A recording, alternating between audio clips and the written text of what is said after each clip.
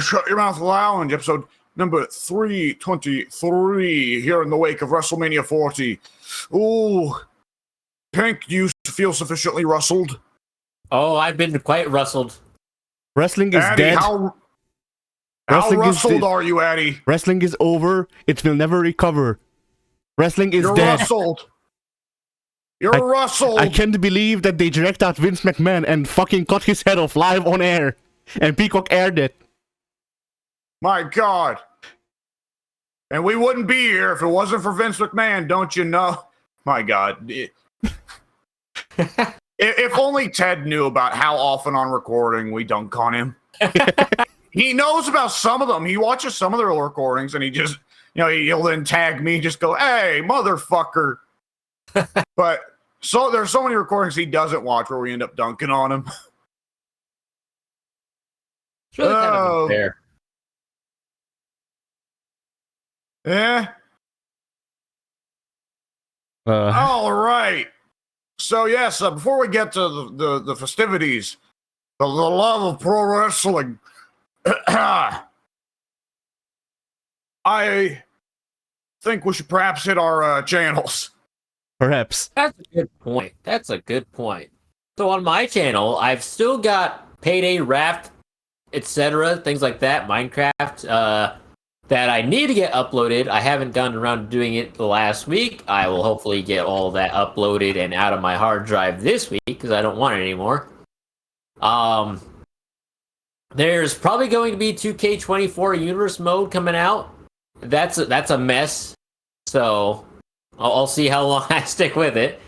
And I have intentions of starting the My Rise and recording it because I'm not going to play it any other way unless I'm crapping on it on recording. So yeah, we'll see how long that lasts as well. Pink, I recommend just getting a random jobber from community creations that you don't know and doing the My Rise as them. I think that would be a funny gimmick. Yeah, kind of the only way to do it. I'm probably just gonna make a horrible mutant again.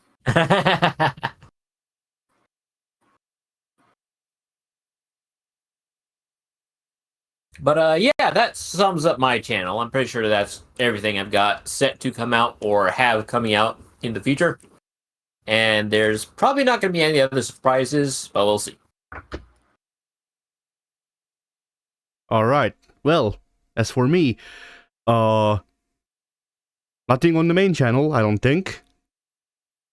On the second channel, yesterday, or was that today?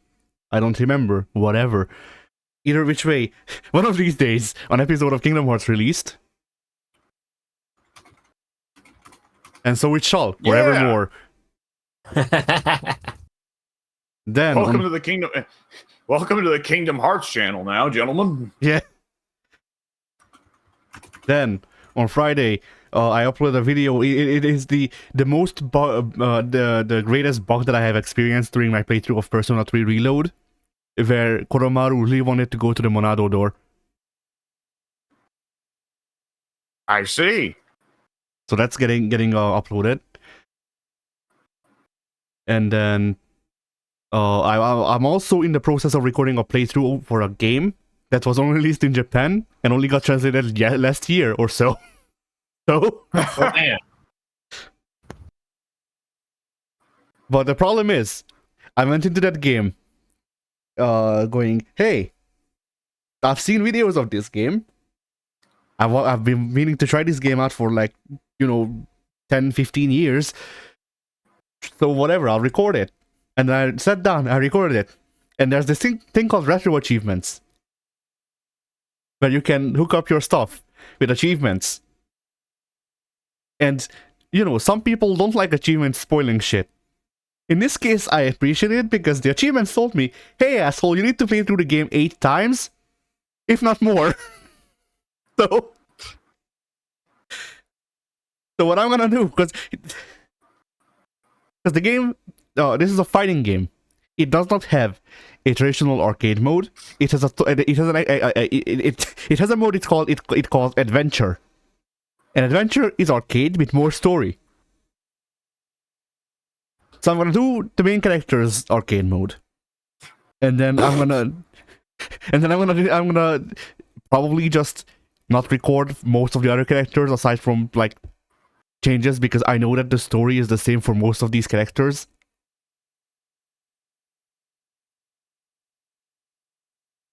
I don't know. We'll see. But yeah, Kingdom Hearts, like, Kingdom Hearts covers my ass, so I don't need to release it immediately. So I can take my time to actually record like all parts of the playthrough and then release it. The only problem is that I'm quickly running out of space. I thought I had infinite space until there was about 60 gigs of fucking Phasmophobia. Well, close to like 200 gigs of Phasmophobia on there. I was like, oh, no, I have limited space. Yeah, I got a couple games, and I went from having 200 gigs of free space for videos, raw and edited, to having 40. So, you know. Yeah. Which is, by the way, the reason that I haven't edited any of the videos that we've been recording in the past like months. Because I've been trying to figure out what order I need to put them through the grapevine so that I actually have space.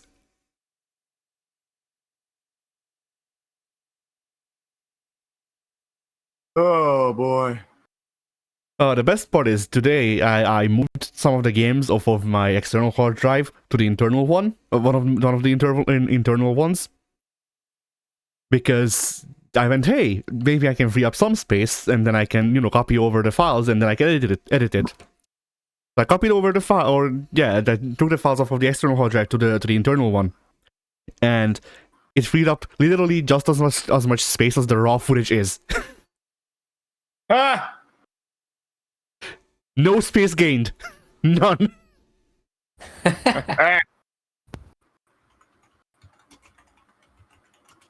So yeah, that I'll have to figure it out sometime.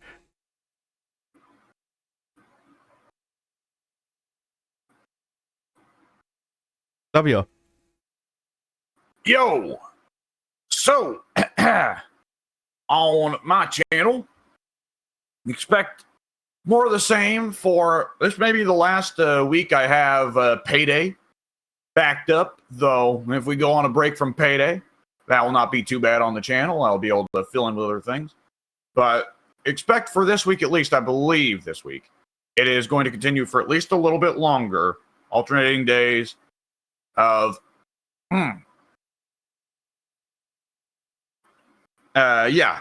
Raft, Minecraft, Payday, Phasmo, and I think once a week now, I'm making sure that it's staggered releases. A week after each of the edited GM mode episodes come out on the main channel, then an uncut version will come out on my channel a week after. Yeah.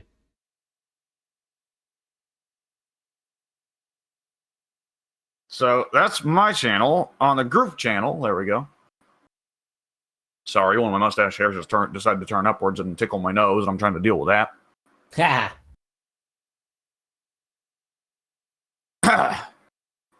On April 10th, Wednesday, it shall be Payday 2, Part 5. On April 13th, for Saturday, Phasmophobia, Part 11. And then we'll probably record the next podcast on Sunday this coming week rather than recording it late on Monday as we are right now. So I won't say what comes out on Monday of next week. There you go. Yeah. Yeah. Ho, ho, ho. All right. So, the big topic. It has been WrestleMania 40. It happened. It all went down. That it did. I can't believe that they cut off Vince's head live on air, and then the Young Bucks and Kenny Omega came out and shut down the hole that used to be his neck. And then it is. And then they did the same to Roman. My God. It was a hate wrestling. WrestleMania for the ages, to be sure.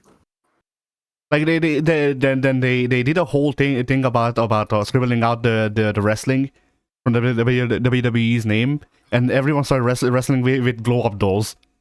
It was quite a sight to behold. Well, now, in fairness, if they want to resurrect wrestling, what they need to do is just mark out the wrestle in WrestleMania and change it to Sports Entertain Mania. I've told But then wrestling will be back.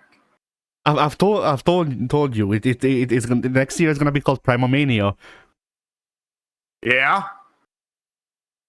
I have the inside scoops. I was there in Gorilla with Triple H. Yeah. So, by chance, there's anyone sitting there who doesn't know, we're friends with a guy who is a real bad, like Vince McMahon sort of apologist type. And he's kind of obnoxious on a good day. So sometimes we take it out off recording. I mean, I was doing these bits live as the show was going, so like, it's not like you didn't see him. Yeah. So, yes, WrestleMania 40 went on and it happened. So, do we want to... Yeah, well, I guess WrestleMania 39 we ran down the card, didn't we? We did.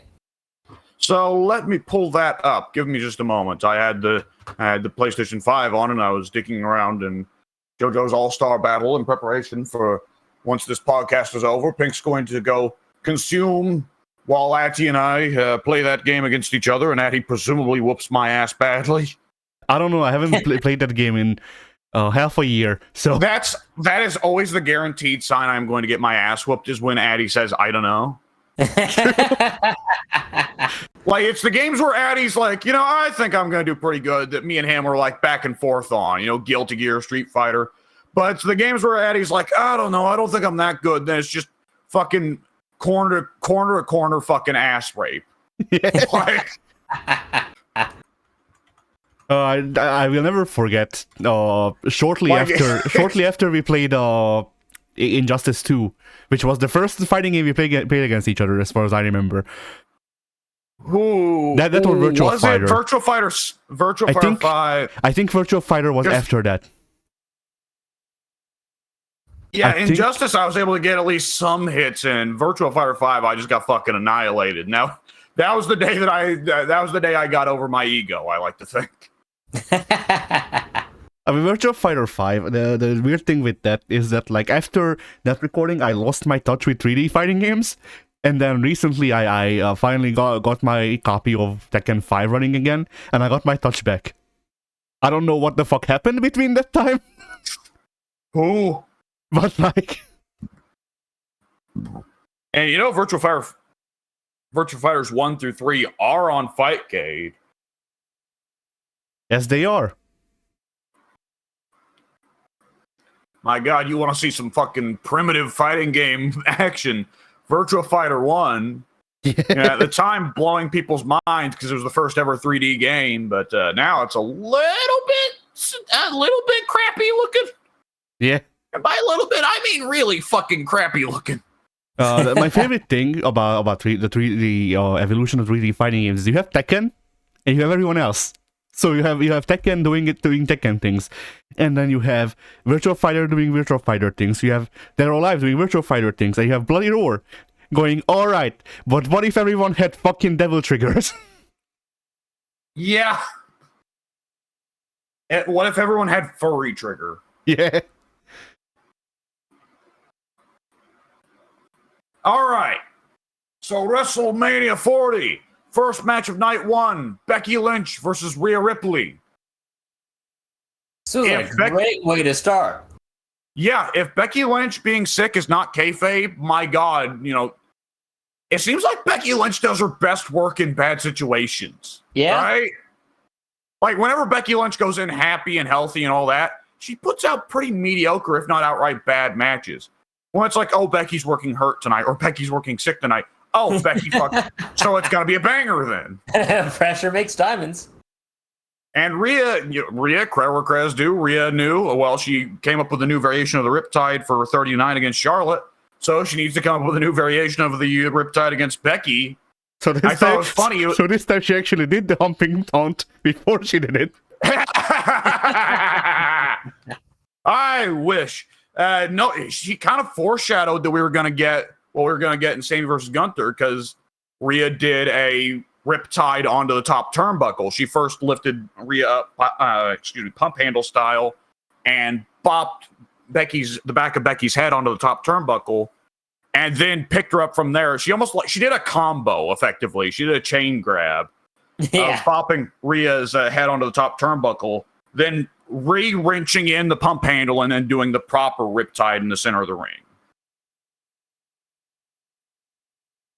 And yeah, good fucking match. Just a very straight, clean match. Rhea won very cleanly as a heel. And it felt like between this and Elimination Chamber, it's just like it's been Rhea's time. Because I mean, to me, watching Elimination Chamber against Nia, as soon as that match was done, the thought passed through my mind of, this is the peak of Rhea's career. I don't mean that's a negative thing. We're like, oh, it's only downhill from here. But like, winning as the hometown girl against Nia in a very good Big Hoss match, and you don't expect chicks to work Big Hoss matches. Like, yeah, this is the moment when we look back on Rhea for her peak years. This will be the definitive one. Yeah. And I think this was a very good follow-up to that. It wasn't like, well, Becky's not going to have a Big Hoss match because she's not a Big Hoss. But it was a very good match. Rhea looked like a star. Becky still looked like the legend coming in to face the new generation, which is funny because Becky's not really that. Well, no, Becky's a decade older than Rhea. That's right. Yeah. Yeah. I mean, I'd say it's also not about like when or how old they are, but when they come in. Because, like, for example, the current old guard of like the Shield. What remains of the Wyatt family and all that. Like, I just like those guys. Yeah. The new guard that's coming in, who is LA fucking Knight, who is the same age, if not older. Like, I'm fine with them. LA Knight's, you are absolutely 100% right. LA Knight is 2 years older than Roman, but LA Knight is the new Jin and Roman's the old Jin. Yep. Funny how that works out. Yeah. It's not about how old they are, it's when they come in. You know, which wave they come in with. That wave of like the 2011 to 2015 wave of people were just full of people that I didn't like and don't like, which is why why I didn't watch WrestleMania and why I stopped watching wrestling. But you know, maybe it was a rougher time than many people are willing to remember. Yeah. But yeah, maybe with the new guard coming in, and maybe if we can get like storylines going on every part of the tiers or whatever, like, you know, if we can get storylines mid card and low card too, then maybe I'll care again. This was a pay-per-view where every match had an angle. I was very happy about that. Yeah, there was not a cold match on this card. But yeah, Rhea and Becky killed it. Then we had the 16 ladder clusterfuck, which, very much building on the legacy of Hardy's versus Dudley's versus Edge and Christian here. Good Lord. It wasn't 16 ladders because it was 16 people. It was genuinely 16 ladders in the ring. Good luck trying to move in the ring. There was a lot of bodies and a lot of ladders in this match. I mean, it's 6 teams of 2, so yes, it was 12 men in this fucking ring. That's a lot of boys. Yeah, so it was a New Day with Kofi and Xavier. Big E is sadly still out. It's the best one of New Day. The most lovable one of New Day is the one that's out. God is cruel. Pete Dunne and Tyler Bate, which, Jesus Christ. Johnny Gargano and Tommaso Ciampa. Austin Theory and Grayson Waller, Miz and R-Truth, And then the reigning champions, defending champions, Balor and Priest. Austin Theory came in to have a bad match, but Sting wasn't in the arena. Yeah.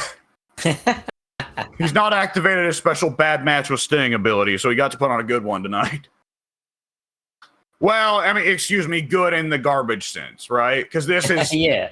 The match was 100% building on the legacy of the aforementioned, Edge and Christian, Dudley Hardys. And there was nothing as crazy as Edge spearing Jeff off the title belts, but other than that, yeah, they got their crazy shit in. Yep. Kofi did Rumble spot because he hasn't been able to do them in the past 5 years. He had to get one in. So the New Day actually kind of wound up being the more or less not their team here. Nice. The other 5 teams all got their shit in, but Kofi and Xavier were just kind of like, I guess we'll just get dumped out. Like, we're only going to appear to stop somebody from climbing the ladder, but other than that, we're not in this match. Good. It was bizarre. Every day we get closer to that gimmick's demise, the happier I get.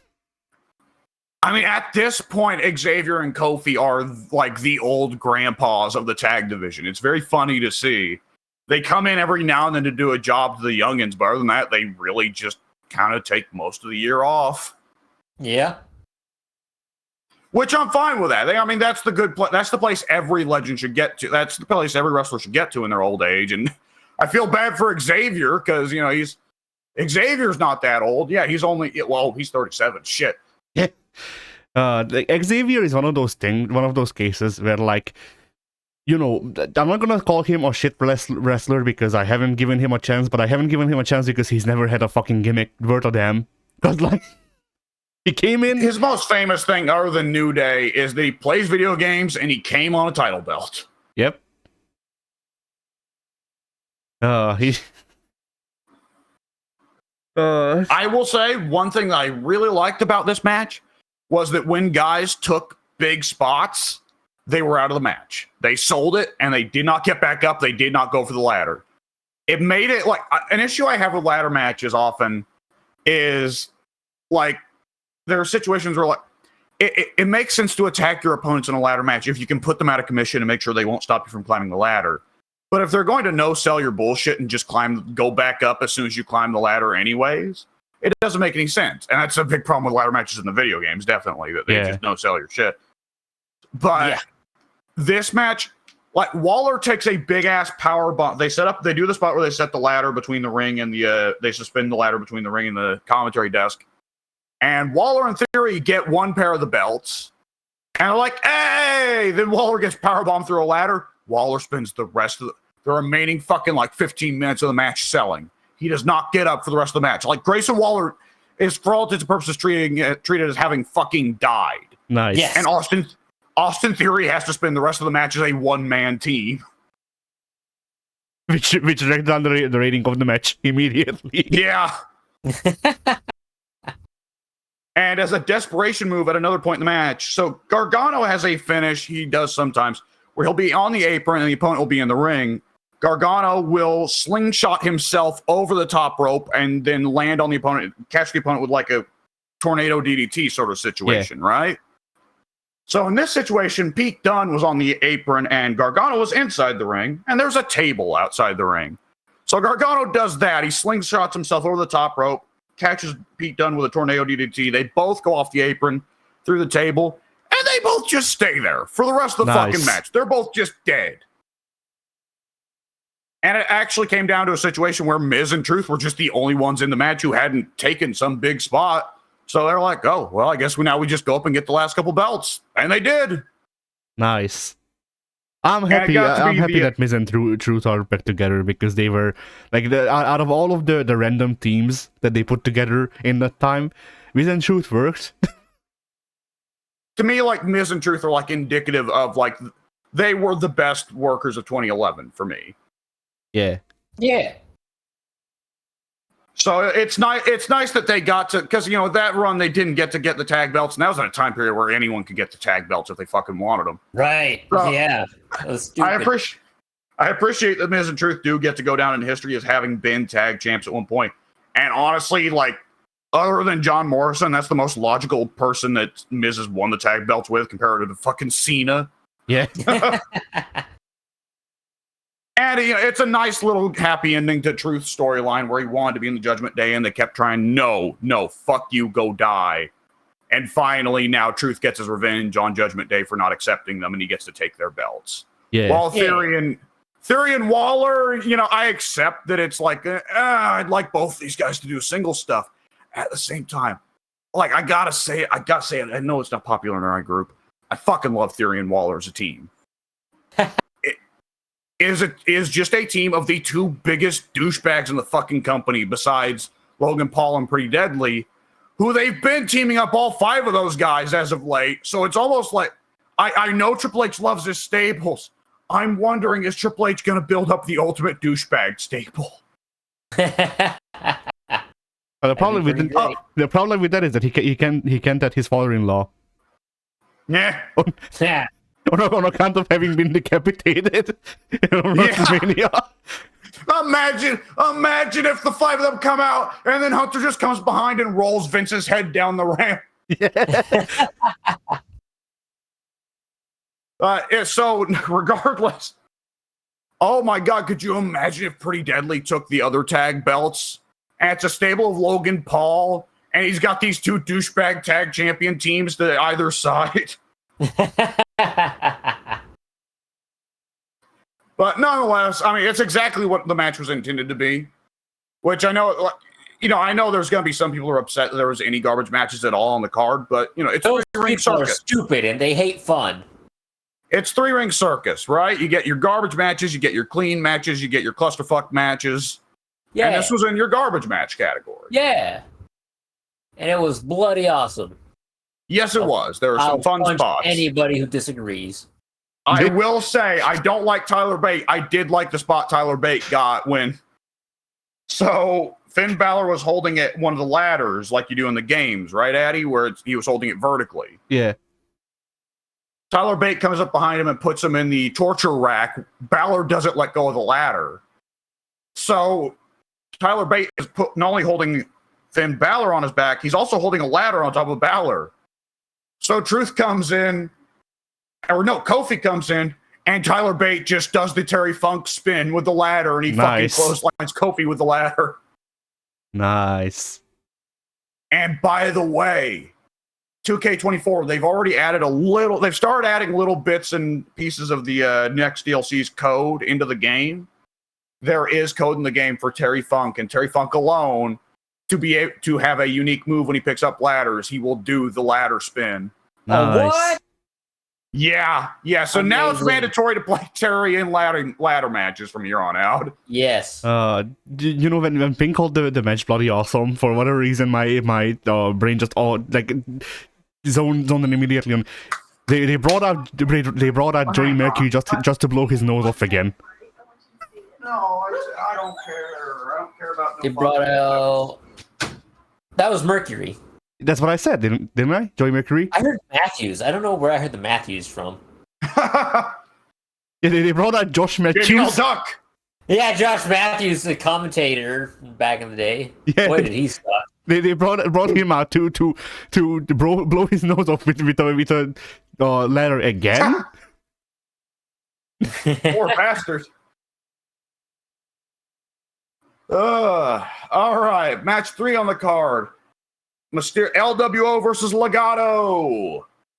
So, this match was one of the most unremarkable on the card, except for a couple cool spots.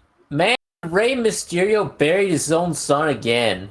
He did. This is the worst father ever. I did think that going in of like, okay, well, what's the point of this match from a booking perspective? Oh, so Dom can get his pin back. Dom can pin Rey. No, not even sort of. Like, I hope that the next shirt for Rey isn't like an actual like particular graphic. It's just a print of his tweet. I can't wait to go home and beat up my kids and play WWE to fucking 13. Yeah, that's his new gimmick. So I gotta say something. Though. He's small, Hispanic, Stone Cold. Anyway, yeah. Oh. So I gotta say, the first time I heard about Andrade was Ted saying he's the new Del Rio. This was 4 or 5 years ago. And I remember at the time going, oh no, not again. Can I just say, having only seen 3 Andrade matches, and one of them was in New Japan, what the fuck is Ted smoking? I don't know, but I hope he shares. Because, like, yeah, no, Andrade fucking rocks. Every, like, there's a few moves in wrestling that every time I see him, I pop, right? Every time I see that fucking back elbow. Like, Sweet. It's the fact he does it so, he does the feint of the big boot so perfectly. Every time, and it's so quick that every time it's like, there's a lot of moves in wrestling where it starts with a feint every time. And I'm just like, why does nobody ever learn? Why don't you ever fucking learn? This guy always feints this move before he does it. Like, Andrade goes from the big boot feint. He goes for the big boot feint so legitimately. Like, he doesn't just kind of vaguely lift his leg like, oh, I might go for a big boot. I gotcha. Like, no, Andrade looks 100% ready to big boot the shit out of a person. And then, boom, snap into the fucking back elbow. And it looks so fucking good every time. And every time I'm just like, God damn, Chris Jericho's a fucking pussy. Oh, so good. I mean, for real, he even booked Goldust so he couldn't run in for Cody's match. Yes, and did you guys see that shit that Dustin was tweeting out, like, finish the story, Cody, love you, brother. And then Dax tweets in response, hey, don't forget to put over Dynamite, asshole. No, but that's funny. I assumed he didn't see it because he has Dax blocked like everyone else. Yeah, I did see that. Boy, Dax is starting to look like a fucking douchebag the last couple months, huh? Yeah. Starting. Yeah. Well, I guess Dax at least ain't pulling fucking on people.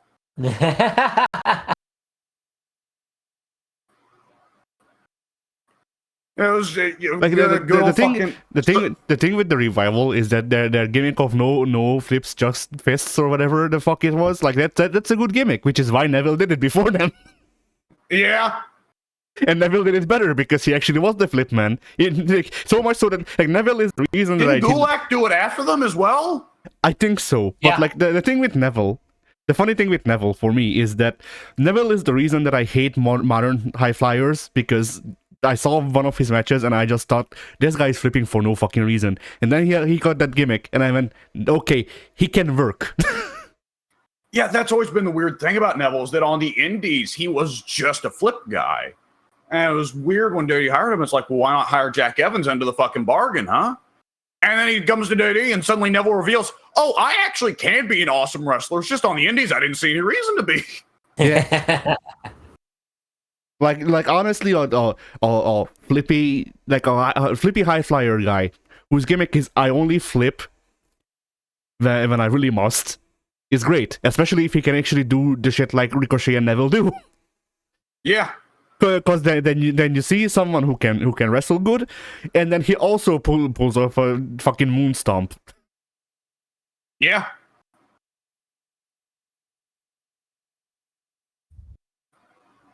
Oh boy! All right. But yeah, there was one spot though that deserves, of course, a shout out for like sheer creativity. I've never seen anything like it. So there was a spot where both of the members of the other team were outside of the ring. Santos and Dom were both outside of the ring.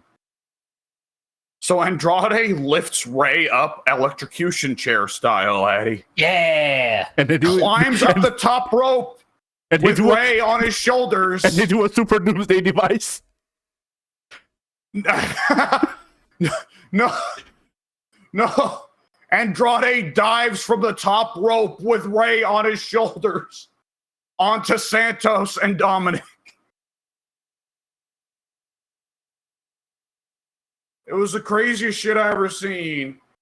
I'm not trying to imagine the sheer fucking like whatchamacallit, the like how much rehearsal you need to do to actually do a super doomsday event. Like you need to get one of those like 40-foot ladders so it can be higher up than the turnbuckle.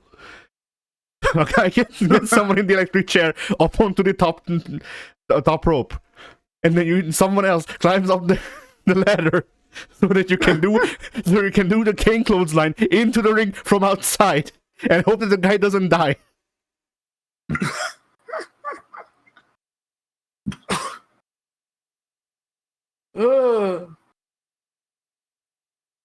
All right, and then the worst match of WrestleMania weekend: Uso versus Uso.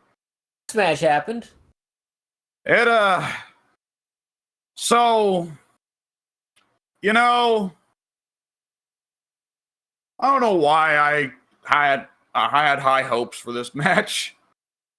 I don't know why anybody had any hopes whatsoever for this match. And, you know, Ted's in the wrestling thread right now trying to retroactively change history and say, like, no, it's a good match, but the marks on the internet didn't like it. See, this is the Uso versus Uso match is good because it poses the age-old question: eat or no eat? Okay, I will say that was fun. At least the crowd chanting "yeet, no yeet" at each other, and you could tell the first couple ones were awkward because the crowd was trying to figure out how do we chant "no yeet" in sync. Yeah. Like, I love any moment where the crowd can't figure out how to chant something. So you can hear like a garble at first while they're working it out, and slowly they start to piece it together. The first couple super kick exchanges, it's yeet, yeet, yeet, no yeet. We got it. Okay. Oh, Jesus. So, yeah, that super exchange spot was the fucking shit. And when I say shit, I don't mean the good shit. It's the drizzling shits. It was a bad kind, not the good kind, the bad kind. So yeah, that really just made me think before. They were warming up for the they were warming up for the Twin Magic spot in the Coded Roman match with the Bucks. Yeah. Yeah, and like, you know, Nick Khan at one point said he wanted to do a WWE AEW crossover show, but Tony said no. And, you know, the thing was, like, of course, you know, if Roman versus Kenny Omega, oh my God. The Usos versus Young Bucks. Oh, kill us all, please. I also imagine Tony going ahead with it and now, and it's Cody against Kenny Omega and fucking like Michael Cole. That should be considerably less exciting. Michael Cole spends the entire match going, something's up here. Hey, y'all, it's time for the AEW crossover show. We got a really creative match for you. It's going to be CM Punk versus Jungle Boy. John Moxley will face Seth Rollins. Oh, God. Mox will come up again later in the night. We'll hit that. Or actually the next night. Chris Jericho and the Big Show against Awesome Truth.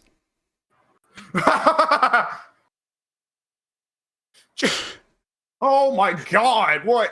Truth is just there to demonstrate to Jericho and Big Show how to age correctly. No, you idiots, you do it like this. I mean, according to Kofi Kingston, Truth is ageless, so. Yeah. You know, it's been said, if you look at some paintings from like fucking Victorian era England, you can see a guy who just looks suspiciously like R-Truth. Doing a lie detector.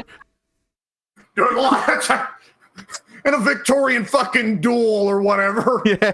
It's a guy in a goddamn red petticoat doing the lie detector spinning to another.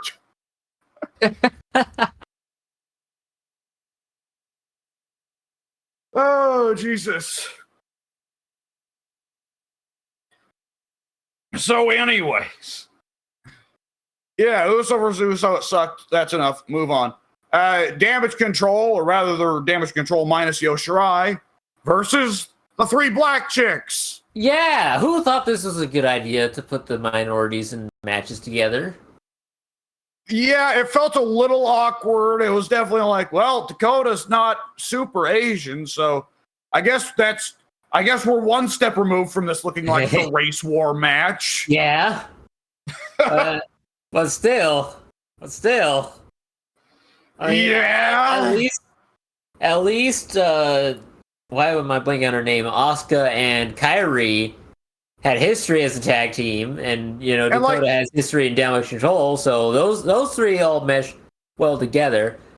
And on the opposite side of the ring, you've got Jade Cargill, who's amazing. Then you got Naomi, who's there, and then you got Bianca Belair. And this is the point where you start to put the pieces together, and you're like, hang on a second now. There's something all three of those women share in common. And they've only just been slapped together like 2 nights ago, if that. Something fishy's going on here. And Cargill and Belair, right? Like, I can accept, okay, so these are 2 women who look like fucking Greek statues. Yeah. And they're fucking cool. They're charismatic. And, they've been effectively the 2 women that everybody was most interested in the years of 2020, 2021, 2022. So, I can see that the pairing isn't just racially based. But Naomi is just here because she is black. And yes. There is no other reason Naomi is here. Naomi is here. The second, third, maybe even 4th time that Naomi has been slapped into a team because she's black. Naomi is here because she has a large amount of experience in teams based on her time in the Funkadactyls. Naomi has a lot of experience in teams when she was slapped into teams with other black chicks. Yes. Yeah. And Tamina, which Dirty sometimes treats Samoans as being blacks. Except that they can win singles belts. This is true. But nonetheless, this was, the entire point of this match was, of course, for just to showcase Cargill, right? And Cargill was showcased. And Bianca got to also put on her good spots. Naomi, still really fucking sloppy. I don't know what's happened to her. Is Jimmy finally getting to her? I don't know if she starts doing super kicks at an alarming rate, then we'll know. Yeah. Other than that, what was remarkable about the match? Kairi doing the insane elbow to the outside. Hey, that was neat. Asuka accidentally missing Kairi. Hey, that was neat. Yeah. And my God, Jade, it was like instant that Jade Cargill's ass exited her shorts. It was great. No time at all. Dakota Kai was also here. That she was. She was there. She might have done things. I don't remember. But yeah, other than that, it was kind of a nothing match similar to Legado versus LWO. Yeah. But I think that's what we anticipated. It was just a showcase match for Cargill. Yeah. Sammy versus Gunther. Boy, this match sucked. So yeah, I obviously had very mixed feelings about the ending, but killer fucking match, right? I would say best men's match of WrestleMania 40 weekend. Best men's match. Knight versus AJ did come close, but I don't think it beat it. I feel like the No, I guess I should say I missed out on a good chunk of Knight versus AJ because I was preparing my dinner when it was going on. Yeah, I'm not sure what I would say the best match is, and part of me wants to say it's not Gunther and Sammy, but at the same time, I'm not massive mark for either of those 2 guys. I like them well enough, but I'm just not a super fan, so that probably plays into it. I feel like I love both those guys. Yeah, I haven't really settled on what I consider to be the best men's match of the weekend. So it was Dijak versus the other 2 guys. But as time moves on, I'll probably narrow down my opinions on that. Maybe I didn't consider Stand and Deliver. I did. I love Dragunov versus D'Angelo. I fucking loved that match. What, really? Yeah. All right, fair. I thought D'Angelo looked fucking great, and I'm a Dragunov mark. That's true. That's true. I thought it was solid, but I thought the ending was poorly paced because it felt like we had the H-bomb to the outside of the ring, and then he did the H-bomb through the table, and then he puts him back in the ring and he kicks out, and then we do another H-bomb, and it's like, I get that they wanted to make what's his name, D'Angelo, look strong. Well, maybe not look too strong, but not make him look like a total weenie out there. But to have the H-bomb be smacked twice outside, once on the floor, once to a table, then throw him back in the ring, and then a kick out, it, on one hand, felt very inauthentic because the massive pop you'd get from kicking out of H-bomb wasn't there because we took so much time going from the floor through the table. All right, throwing him back into the ring. Now going for the pin. Okay, we failed the pin. Let's do another H-bomb. I think I will it say would two have been. things. Yeah, go ahead.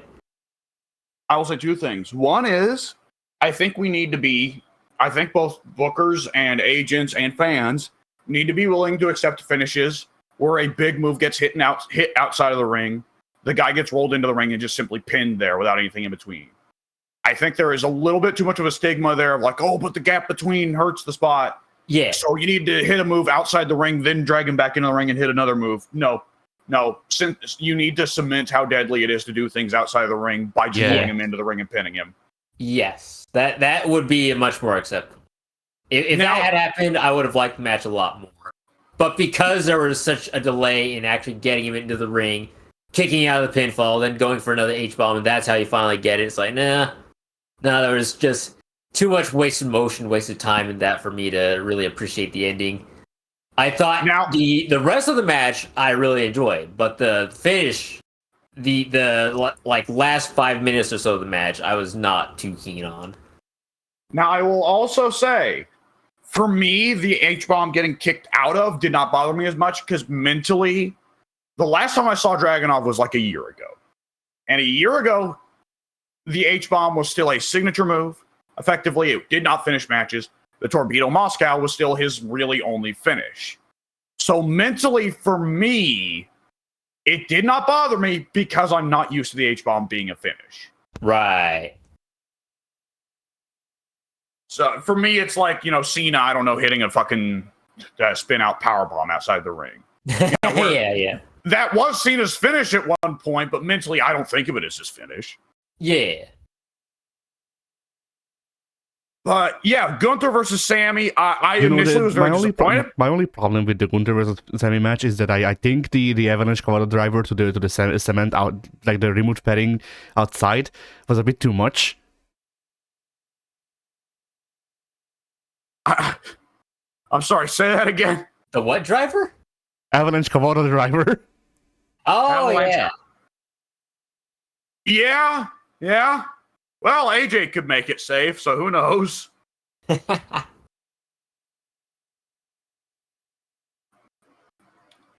So, Sammy versus Gunther.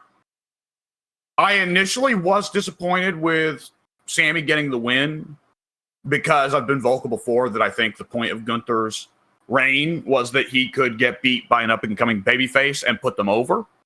And Sammy's not. Sammy is not an up-and-comer. Yeah.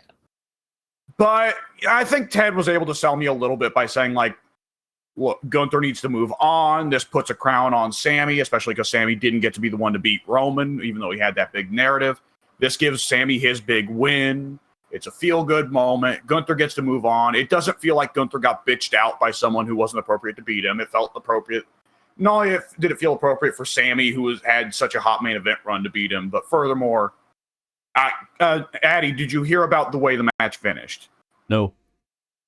For the first time ever in WWE, he has not been allowed to for his entire run. Sammy did like 3 or 4 haluva kicks. Gunther kicked out of all of them because he's a fucking beast. So Sammy finished the match with the brain buster. I thought you were gonna say he did the like overly long move. I would love that, especially since they've now given it to him in the game. That would have been quite the end of the match there. would be incredible because that's a move that requires Sammy to be wrestling a guy much smaller than himself.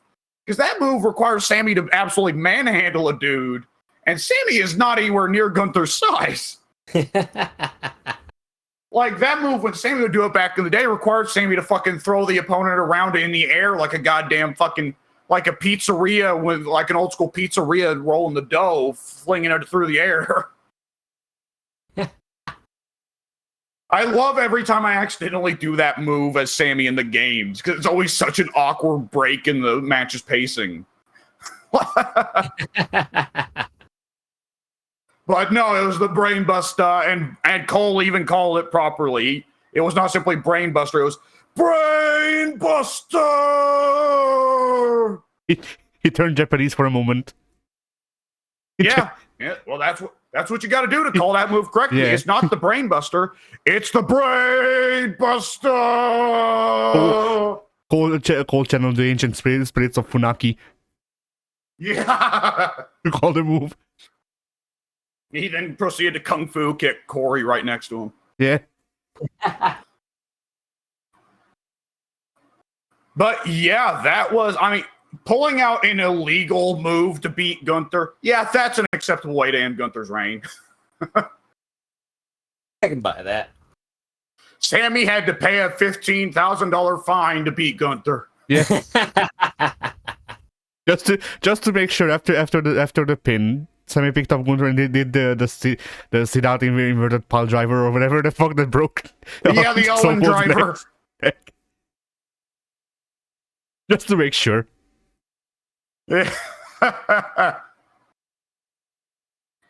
And they, of course, the entire buildup of the match was double downing on, hey, we're in Philly. So how many Rocky references can we stuff in here? Like, it's one thing to have Sammy's wife there to play the Adrian role. But having Gable effectively be the coach there, the old Speed, Rocky, Speed. Oh, what's his fucking name? He was also Penguin in the old 60s Batman. Whatever. Rocky's coach. And Gable is simultaneously, I guess really he was less the old Speed, Rocky Speed. I guess it was really more Rocky 3 because Gable would be more instead old Apollo Creed instead. But nonetheless, and of course, the fun thing was we've already got an angle coming out of the match in that we have, well, actually a lot of these matches were conducted in such a way where they're going to naturally lead to an angle. I guess that's part of what's really cool about this WrestleMania. Because odds are Rhea's going to go straight from fighting Becky to fighting Liv. And here, you know, Chad Gable, for a reason, said, you owe me before the match. Yeah.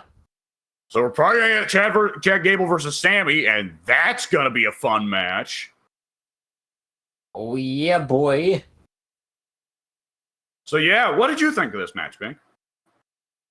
I was a really big fan of Gunther and Sammy. It was... I'm still not too keen on the end, because... I don't know. I'm glad that Gunther has dropped it, because I feel like, if not now, when and to who?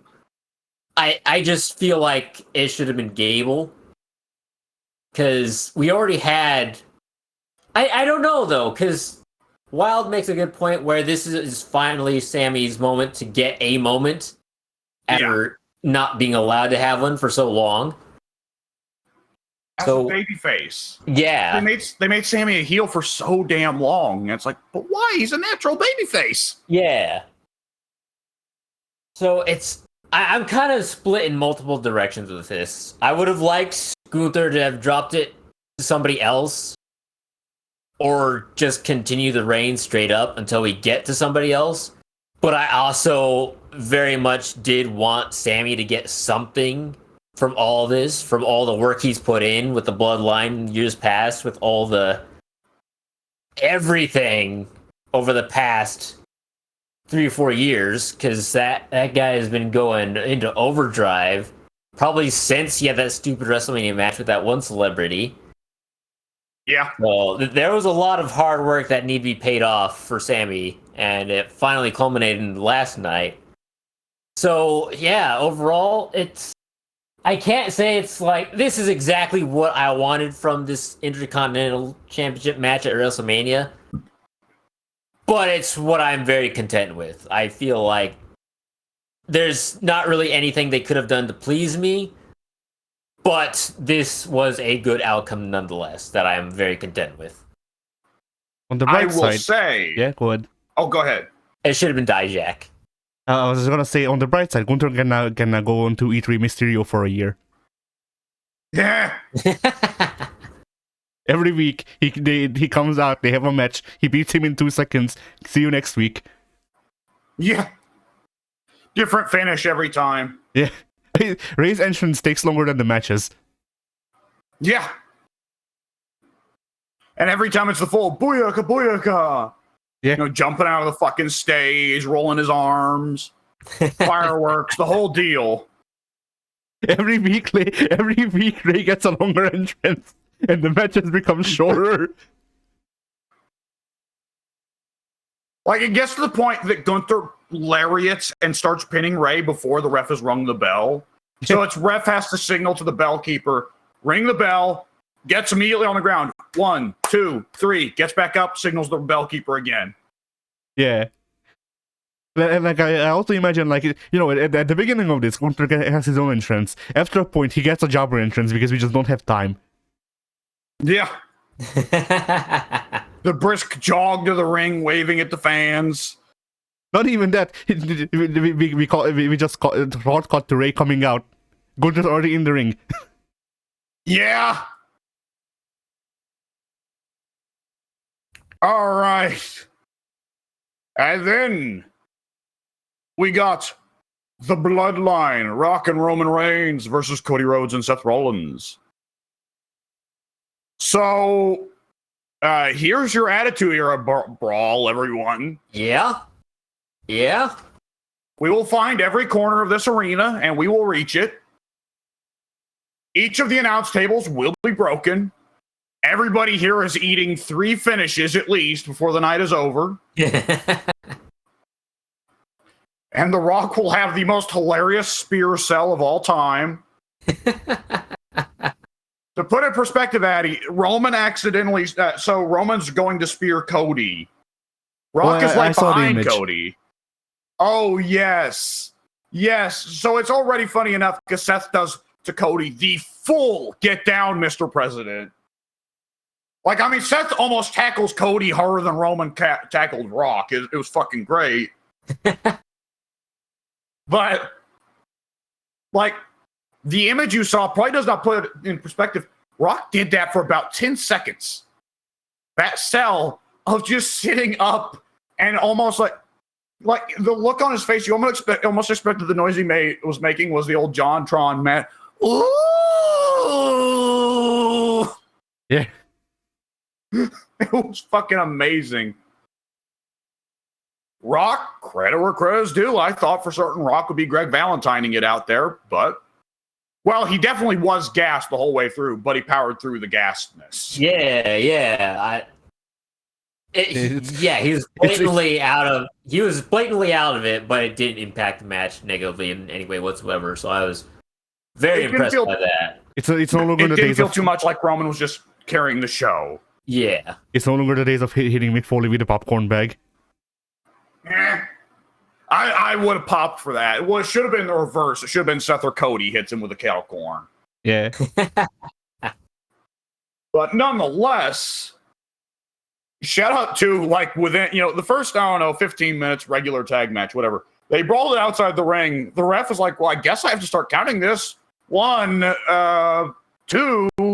Rock just goes up to the ring. Stop counting. If you count anymore, you're fired. I don't fuck around. And since you didn't catch it, you can hear just super loud Rock saying to the ref. There were so many F-bombs that Rock dropped that the censors could not catch. The censors were better on night 2.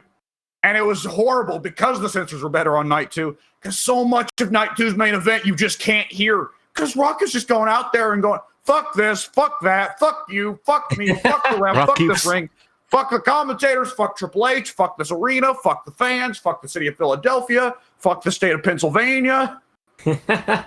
Rock really wanted to talk about Chris Benoit on night 2. Yeah. My God, he's just going out there and he's just Benoit. But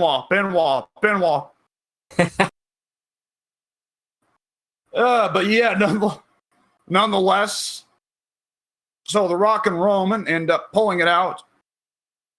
And honestly, the rest of the match is kind of a blur for me. I was shocked Rock and Roman did not win by Solo just coming out and winning it for him. Yeah, there was no outside interference in the match. They didn't call in the striker. I'm surprised. Which we'll get back to calling in strikers in a little bit. I'm surprised they didn't have more ECW presence, considering I was surprised that the one ECW presence we got was fucking Bubba Ray Dudley. Yeah, impressed. And not in the ladder match. Yeah, I was like, this is 100% just WrestleMania 40 trying to represent that old ladder match clusterfuck style of the Hardys, Dudleys, Edge and Christian three-ways, as well as the original Money in the Bank matches.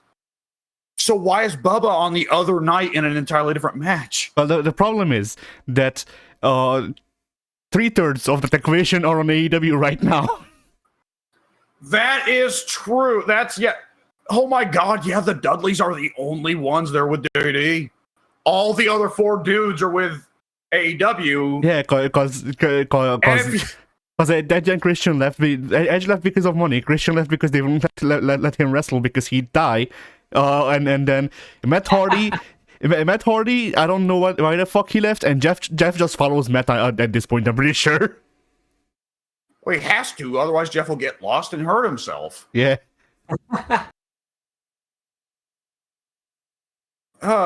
Nonetheless, yeah. So, there's night 1. Was there anything in particular that you wanted to comment on, Pink? Nothing in particular. I thought the opener was the strongest match on the card, which was great. Yeah. In the ratings. Triple H was very happy with the match flow. Yeah, Triple H is not going to be handing out a beating to Triple H tonight. Yeah. Correct. Triple H emailing himself. That was bad booking, brother. The Jimmy versus Jay. What were you thinking? Their styles don't match. You should really look into the styles of your wrestlers before you book them. You fool! You Fighter idiot. versus fighter. Oh my God! I'm getting the sledgehammer. Triple H did not give himself a power card for night 1 because he booked Asuka.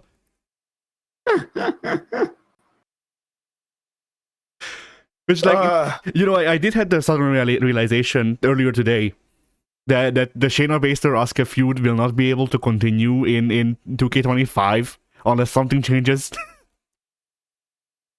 Why is that? What's that? Isn't Baszler not with the company anymore? No, she is. Oh, okay, never mind then. I thought she left. No, that GCW. Dady gave her permission. Yeah, you can go and have a GCW match. Not only can you go and have a match over at GCW, which, my God, again, further signs that Vince is fucking dead and his head is rolling down the ramp, is that Hunter's like, yeah, you can go take indie bookings. Fuck it. But not only did Shayna take a booking there, Zoe went out as her manager as well. Zoe Stark did, which I thought was crazy. Oh, wow. Nice. Yeah, and Nia Jax, Karrion Kross, and who else? I forget who. Were in the crowd cheering for her. Oh, wow. And it was on the same card as Moxley, which was so fucking weird. I mean, it will never get weirder than Noah advertising WWE and AEW at the same time. Yeah. But it's weird to see a WWE guy and an AEW guy working the same card. Yeah. Speaking of... Well, this is the first time that's happened, because Carl Anderson was at the most recent Wrestle Kingdom. And there were and Kenny was on that card as well. So that was a WWE guy and an AEW guy on the same card. Yeah. I wish Muda had a more active role. Like Tony is still not answering Nick's calls. Yeah. But yeah, I wish Muda had a more active role. Not for any particular reason, just so he can miss people. Yeah. Like if Muda just came out and missed a random guy every week, I'd pop. They did have over in Japan, the part of the WrestleMania show over in Japan, I believe, was having Muda there instead. I assume I don't remember. I saw a little bit about it, but because I do follow Muda on Twitter, but I don't know if it was like a situation of like the pre-show was different in Japan, and instead Booker or whoever they had Muda. Yeah, but I thought makes sense that's gonna be Muda's role. I thought you meant the pre-show match. Instead of whatever the hell we got, they got like I don't know Yoshitatsu against Funaki. Look, if fucking Angelico can be a commentator on AEW and also wrestle, then Funaki can do it too. It's got to be bizarre for any Japanese audiences that do watch it. They're trying to put it over there with Funaki on commentary. It's like, wait, who's on commentary? You mean the fucking old comedy guy from like goddamn the late 90s? Funaki? Yeah. Because that's one of those things. Kai En Tai, it's often easy to think that Kai En Tai was a racist gimmick to bring over. I mean, and of course, a lot of the angles they're involved in were racist. But like, Kai En Tai were a goofy comedy stable in Japan too. I think that's why Russo probably wanted him. But nonetheless, so yeah, there's night 1. Night 2, Drew versus Rollins. And shout out to Drew trying his damnedest to pull a Sheamus versus Bryan. Literally, I believed it would happen. It did not. Oh, sad. Yeah. Literally, second one of like Drew and Seth both had big entrances. Drew comes out with like a full Scottish bagpipe crew, and I saw both of the entrances. Yeah, and literally second one of the match. Like maybe 30 seconds before the match actually started, I said WrestleMania Night 2 has officially been underway for 22 minutes now, and the match hadn't even started yet. Oh, but they were like, okay, don't worry, brother, we got you. They had me, all right. Drew just rockets out of the fucking corner immediately. Like it was almost like I'm almost like a match. It was almost practically like Drew just lifted straight up with his feet, being Seth seeking missiles. Yeah. And on one hand, I ordinarily can't stand finisher spam matches. I accept that this was 100% being that the story of the match is Seth is like hurt all fucking over. His back is fucked. His neck is fucked. His arm is fucked. His leg is fucked. So Drew is just out of the gate like, yeah, this match is pretty well already over. So I'm just going to immediately Claymore this motherfucker, and he's not going to be able to do anything about it. Yeah. And the entirety of the match was just Seth running away outside of the ring, trying to fucking get away and get a breather. And Drew just relentlessly, again, Claymore, fuck you. Also, no, I'll hit that later. And of course, the finish of the match, or rather the post-match, phenomenal, perfect. Everything went there just as it should. Yeah. Drew claymores Seth enough, and Seth is not able to power through it. He is hurt all the fuck over. Drew pins him. Boom. Seth's nearly 2-year-long title reign with a big gold belt is done. Drew celebrates in the ring, gets out, celebrates with his wife at the side of the ring, steps up on the commentary desk, and crotch chops at Punk while trash talking him. And Punk puts up with it for about a good minute, which really, is a record for Punk. Oh, yeah. Before Punk goes, all right, fuck this, rips off his forearm brace and just beats Punk with it. And just good. It always bugs me when the beat down on a wrestler to weaken them for someone else to come in for the Money in the Bank cash in is kind of wimpy. If it's just one hit with a weapon, nah. Yeah, we didn't get that. No, Punk made sure he beat the brakes off Drew that night. Fucking hitting him with the forearm brace and putting the boots to him. Yeah. And Damian finally cashes in on the biggest stage of them all. He did it! And yeah, he's all grown up. Damian cashes in on the grandest stage of them all, and bisexual Undertaker reigns. He's born. Oh, man, oh my! so happy for this and also so sad because on one hand it's Damian Priest, who I'm a big fan of, and I'm so happy for him to be the World Heavyweight Champion. On the other hand, he's in Judgment Day, and GOG loves Judgment Day, and I hate GOG, so this is no good.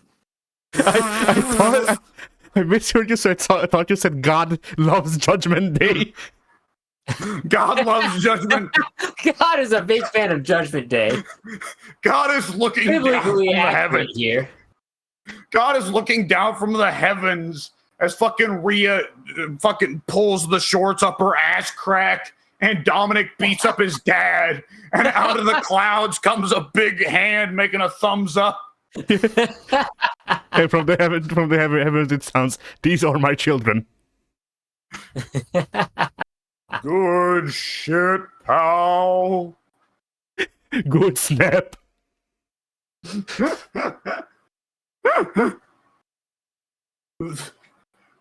God up in heaven, this is wrestling. Yeah. This is wrestling. And you know he knows his shit because not only has he seen the thing evolve, he's been in a match. Yeah. Oh, Jesus. Oh, yeah, that was... And Damian looked so good with that belt. And did you see that afterwards, like, that Damian went to, like, a fucking party or a rave or something with the belt? I did not see, but I'm not surprised. Talk about putting over the fucking gimmick. And it was a goth rave, naturally. So he goes with the belt.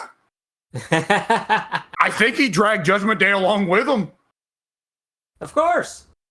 Which has to be so fucking awkward for Balor, because he's still not really working the gimmick.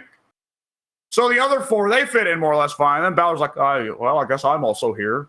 Balor is getting Venom body paint in the corner. See, yeah, if Balor kept up the demon stuff, he'd fit in fine in the Judgment Day, but he doesn't. Because that requires character work, and as we've come to learn, Balor doesn't want to do work. Yeah. Well, Balor, I've always said this about Balor. Balor's putty. You know, Balor's the mimic. He's the ditto of wrestling. You put him in a match with a good guy, it's going to be a good match. You put him in a match with a great guy, it's going to be a great match. Put him in a match with a bad guy, it's going to be a bad match. Yeah. Like I wish. Yeah. Give me a second. Mike is asking me for an invite to the server. He didn't accept the first one I sent. Nice. Fucking. So yeah, like we've said this before, or I've said this before, but you know, like I was really looking forward to Balor when he came in because, you know, I liked the face paint gimmick and all that and whatever, but after a while, like it was shortly after I stopped watching, but like after that point, he just kind of stopped caring as much, and like, you know, whereas before there was a potential that he would actually, like, you know, make the demon gimmick be its own character and all that, and like do a Keiji Muto bit where he's Finn Balor. When he's normal Finn Balor, he does normal Finn Balor moves, and then when he's the demon, he might actually learn some other moves and do those, and he never did. Yeah. And so no. And so this place with Balor, very. I think of him and I go, hey, I like Balor, and then I remember that Balor doesn't do anything different when he has the face paint on, and he's even stopped doing the face paint altogether, and I go, oh right, never mind.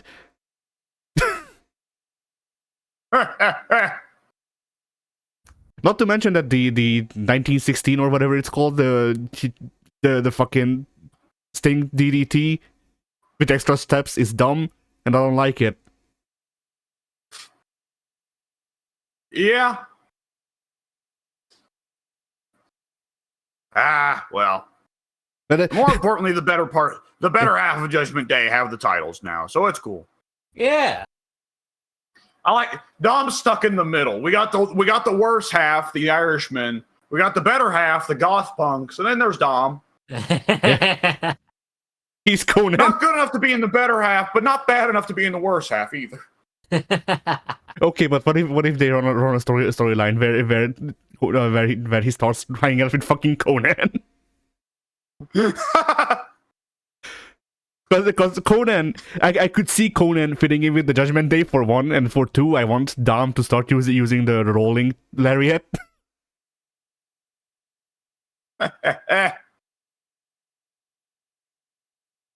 Because in the 25% of time when Conan could hit it good, it was good. Yeah. Better. Even the bad time, even the times when Conan did it wrong, he does it better than Charlotte does with the handstand version. Yeah. All right. By the way, shout out to Wikipedia for listing Damian Priest versus Drew McIntyre as an actual match, which of course is 9 seconds. All right, and then Karrion Kross, Akam, and Rezar with Scarlett and Paul Ellering at ringside versus Bobby Lashley, Angelo Dawkins, Montez Ford, and B-Fab in a Philadelphia street fight with Bubba as the ref. Can I just say, it is so surreal seeing Paul Ellering on WWE main roster. Yeah, the dude's like 95 and he's still alive. It's incredible. Like, yeah, and modern medicine. Let's not take it for granted.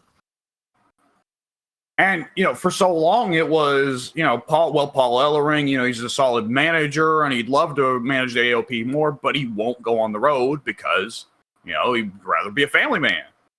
Well, the kids are gone. Time to go.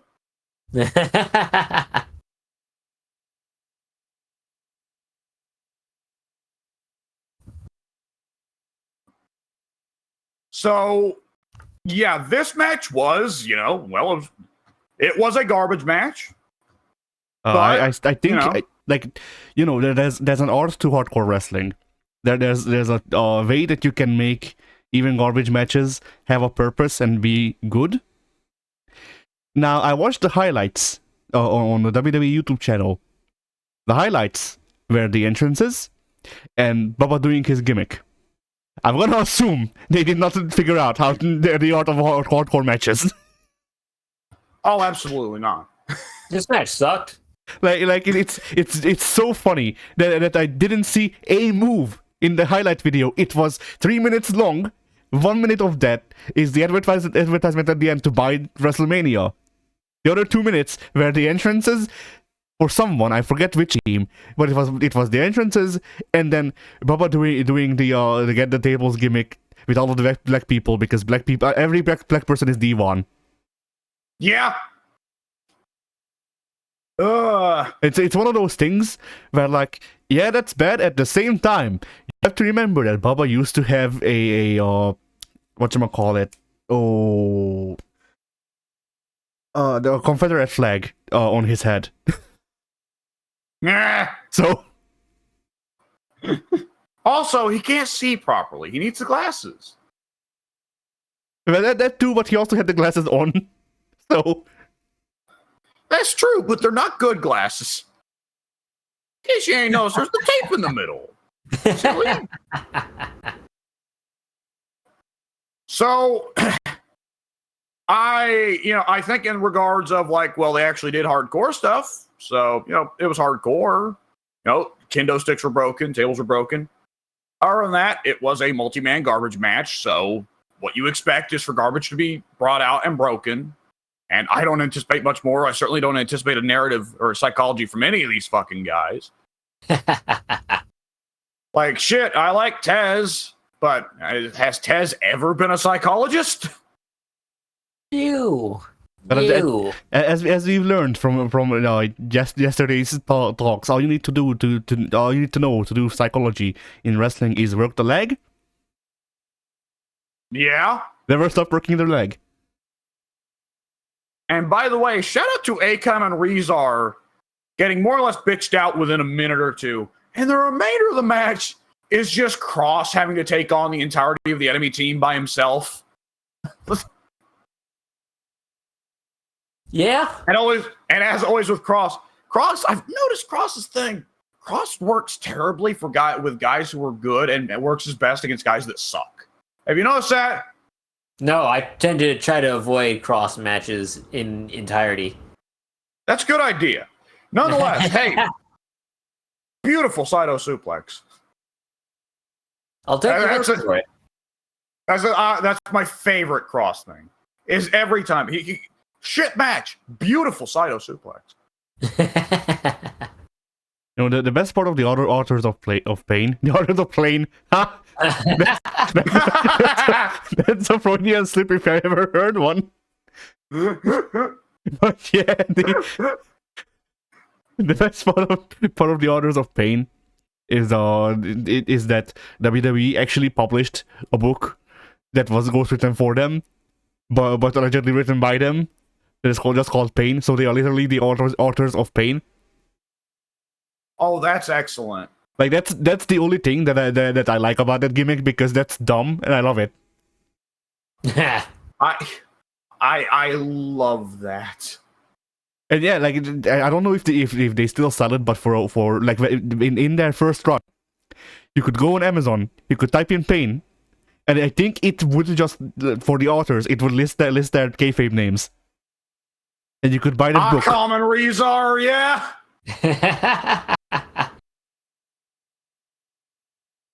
In fact, I'm gonna check right now if you can do that. Oh, oh boy. Rezar is Dutch? Good question. I don't know.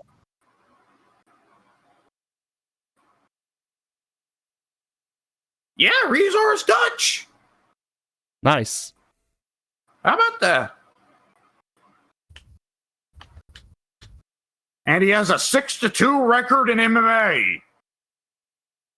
That's impressive. Weird. All right, I can't seem to find the Pain book anymore. It was a completely black book, if memory serves. It just said, "Oh, there it is." Okay, so it has been renamed to be found easier, I guess. It is $4. It is Pain by the authors of Pain, the debut poetry collection for WWE Tag Team and Literary Powerhouse, the authors of Pain by Akam and Razor. And a literary powerhouse. I love it. So, can we all agree that the authors of Pain are now the literary powerhouses? Yes. Like, let me send you a picture. There's also above this. There's also a copy of Here Comes the Piss, which is apparently it's the strategy guide by Primo. That makes more sense.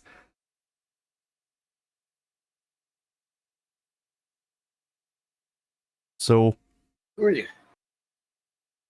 you go. There's an image of Pain by the authors of Pain.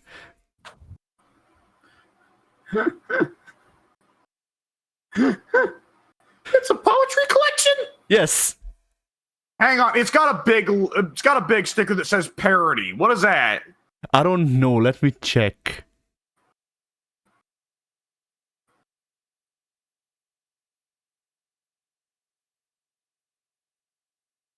I can't fucking read because the image is such a small quality. Give me a sec. I'll see if I can enlarge it somehow.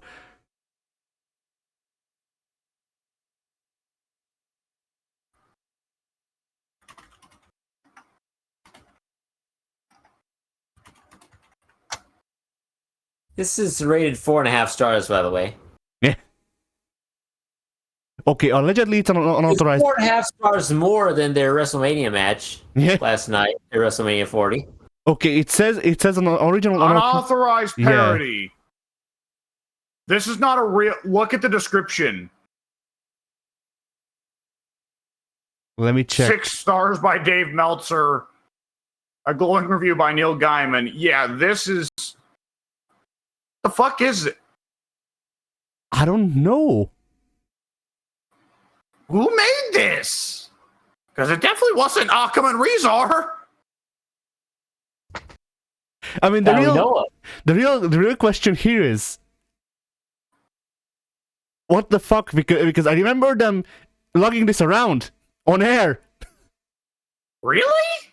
I remember one segment where they had a copy of this book in one of their hands. I don't know which one it was, but still.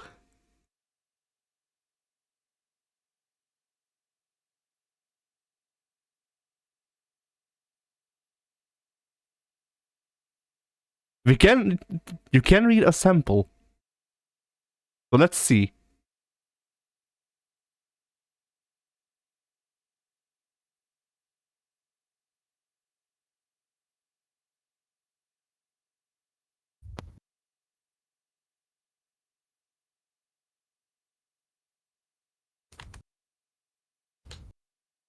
Hmm.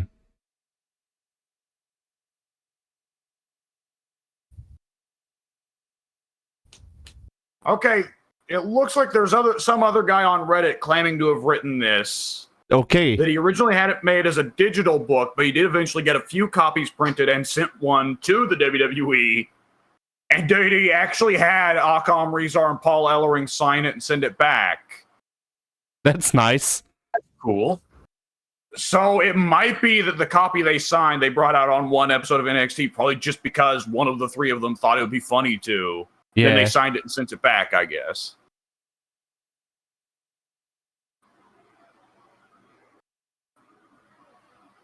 Fuck it. It's still real to me, damn it. They wrote this. What if they released a book and it's just a picture? It's just a picture book of pictures of dudes selling their moves. Yeah.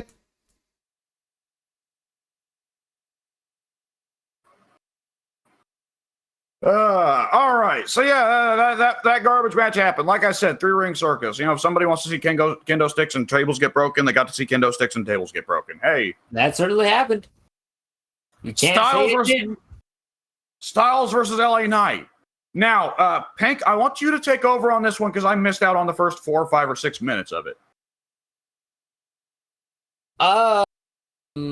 The first 6 minutes of the match were Styles clashing LA Knight over and over again. Yeah. No, nothing that drastic. I can't really say, like, I can't give a... Oh, for the first 5 minutes, it was LA Knight doing this, and then AJ Styles did that. It was a very standard affair. How can I best describe it? I can't best describe it. I don't know what happened. I don't know time. I know before the match, LA Knight gave the keys to the car away, which was stupid. Like, why not just keep it yourself? It seemed awfully obvious. Well, I gotta say, if I were in Knight's position, I wouldn't want the rest of my career to be defined by the fucking Slim Jim mobile. I mean, as goofy advertising cars go, it is pretty sick, but nonetheless, it's like, yes, that is a big part of your legacy that you get to be one of the Slim Jim advertisers because you're getting put in the halls next to Macho Man and Bam Bam, which is not bad. Yeah. Like, Macho Man is practically more famous for the fucking Slim Jims than he is for wrestling. Yeah. They still put him on those billboards. Yeah, well, he's still in the commercials. What it is every time they do a Slim Jim commercial, it'll be something's going on, then suddenly they are haunted by the ghost of Macho Man possessing all nearby pieces of electronics. And then Macho Man's ghost will summon LA Knight or Bianca Belair to explode through the wall and, you know, shout at people while biting into Slim Jims, which then cause people to get thrown by Macho Man's ghost. Poltergeist, all right, everyone. All right, everyone. Has everyone circled Poltergeist? Let's go. Yeah, I think it's Demon.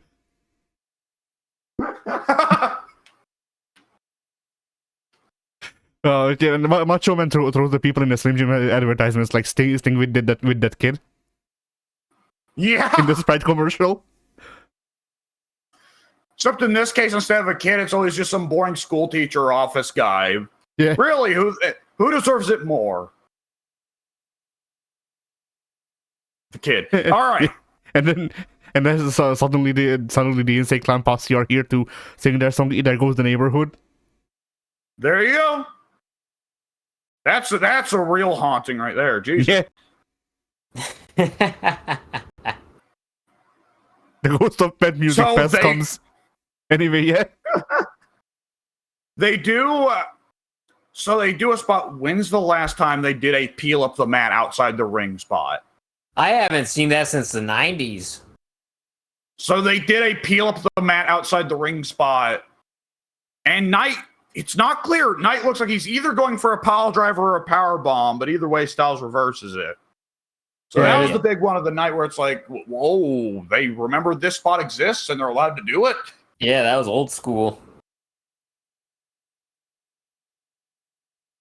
For a second, I was hoping that that's like, because if memory serves, during the setup, it looked like Knight will go for a pile driver or something like that, and then he turned around and I went, oh, he's getting back body dropped then. Because you can tell by the way that people stand what's gonna happen. Yep. Yeah. Because no one has ever hit a power bomb from that position. No. Maybe if you've got just the sheer body strength, but ultimately, I think that this was a very solid match. I think it was more than anything held back by the fact that the story, the angle going in was kind of weak. I mean, like, the angle pretty well was, these dudes fucking hate each other. Okay, but why? Is there any kind of intricacy or emotional relevance to this thing? No, they just fucking hate each other. Yeah. You see. I'll take this over a cold match, but damn. Knight and AJ hate each other because they both work for TNA. This might be the first time AJ Styles has wrestled another guy from TNA that I don't believe he actually wrestled in TNA. Yeah, Knight would have popped in after Styles popped out, wouldn't he? Yeah. Yeah, I think Knight got signed 2015. 2015. Yeah, I was going to say 2014, around there or so, which is when AJ Styles was on his way out firmly. So, yeah. Yeah, and AJ was out in 2014, so it was honestly 1 year AJ's out, the next Styles appears. Or what? Excuse me, the reverse. Knight, yeah. But just imagine what will happen once Dolph comes back. Oh, God. Yeah.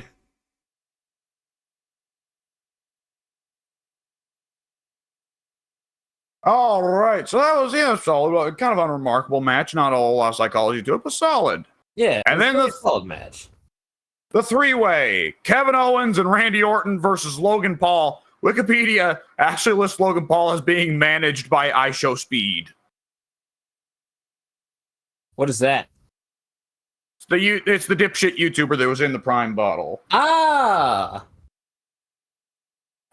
So that seems to be Logan Paul's routine now, as he stuffs a different black YouTuber in the Prime bottle every year. My God, that might be racist. Yeah. And Paul presumably has to stuff them in there without their consent. He's just jamming them in, pressing down on the legs. Somehow being racist is the least of Paul's wrongdoings.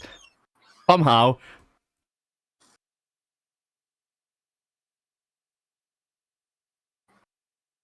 Yeah, But I can't wait for him to be gone from the company. Fucking hell. Well, ideally, first they put him in a match with someone good and stiff, you know? Fucking... I don't know. Bring in Stan Hansen.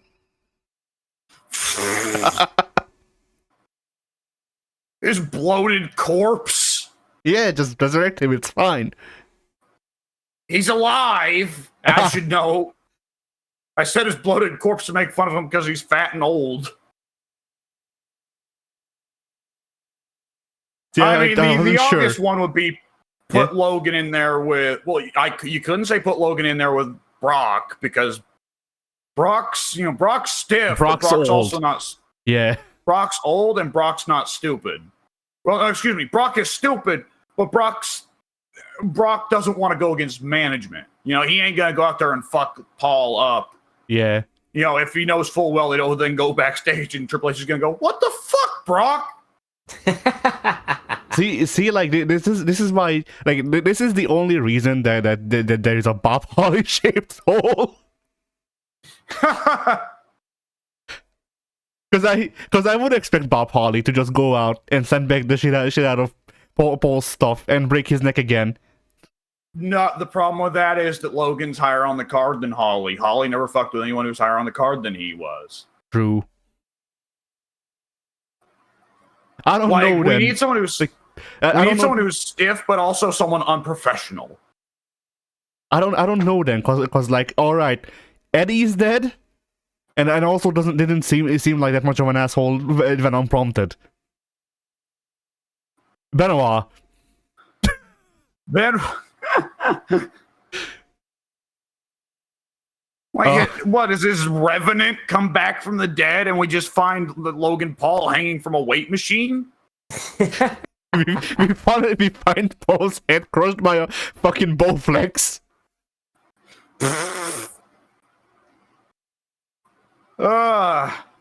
Anyway. Oh, I know the one to do it. Yeah.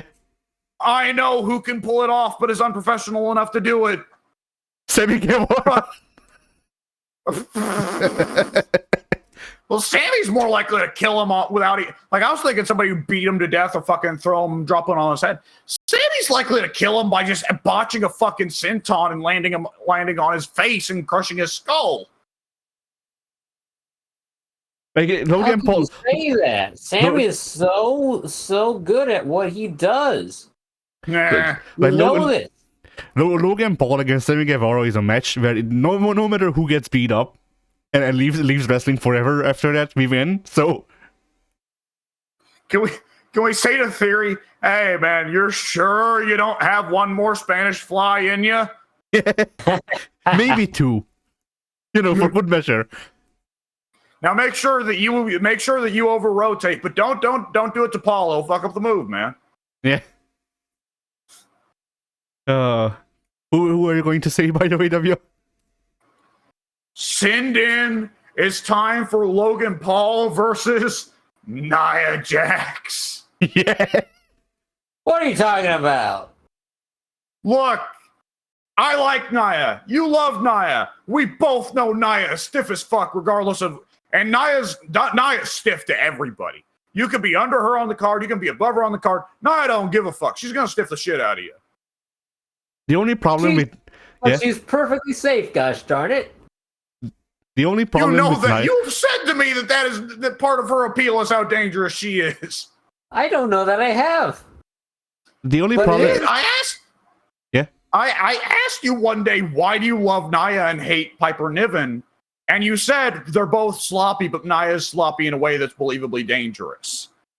I don't believe that's quite what I said. I said Nia wrestles like her size, and Piper tries to not wrestle like her size.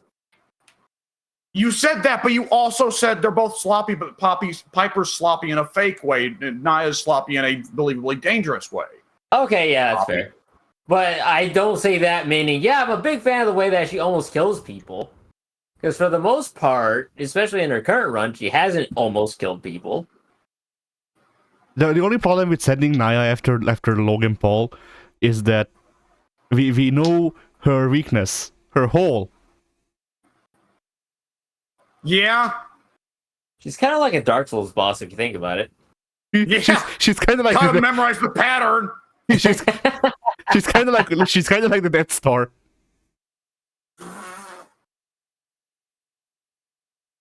Do you have to make the run down her crack? I don't know.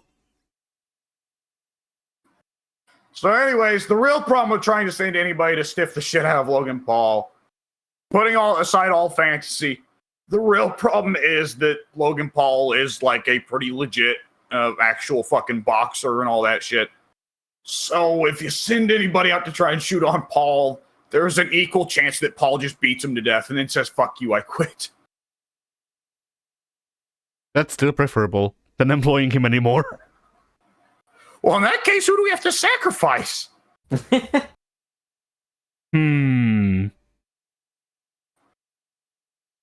Abdallah. He's not even with the company anymore. Wait, we already fired him. Yeah. Well, who's the other shittiest person in the company besides Paul? Most of the scumbags are gone. Yeah. I guess Brock. Yeah, Brock. Like,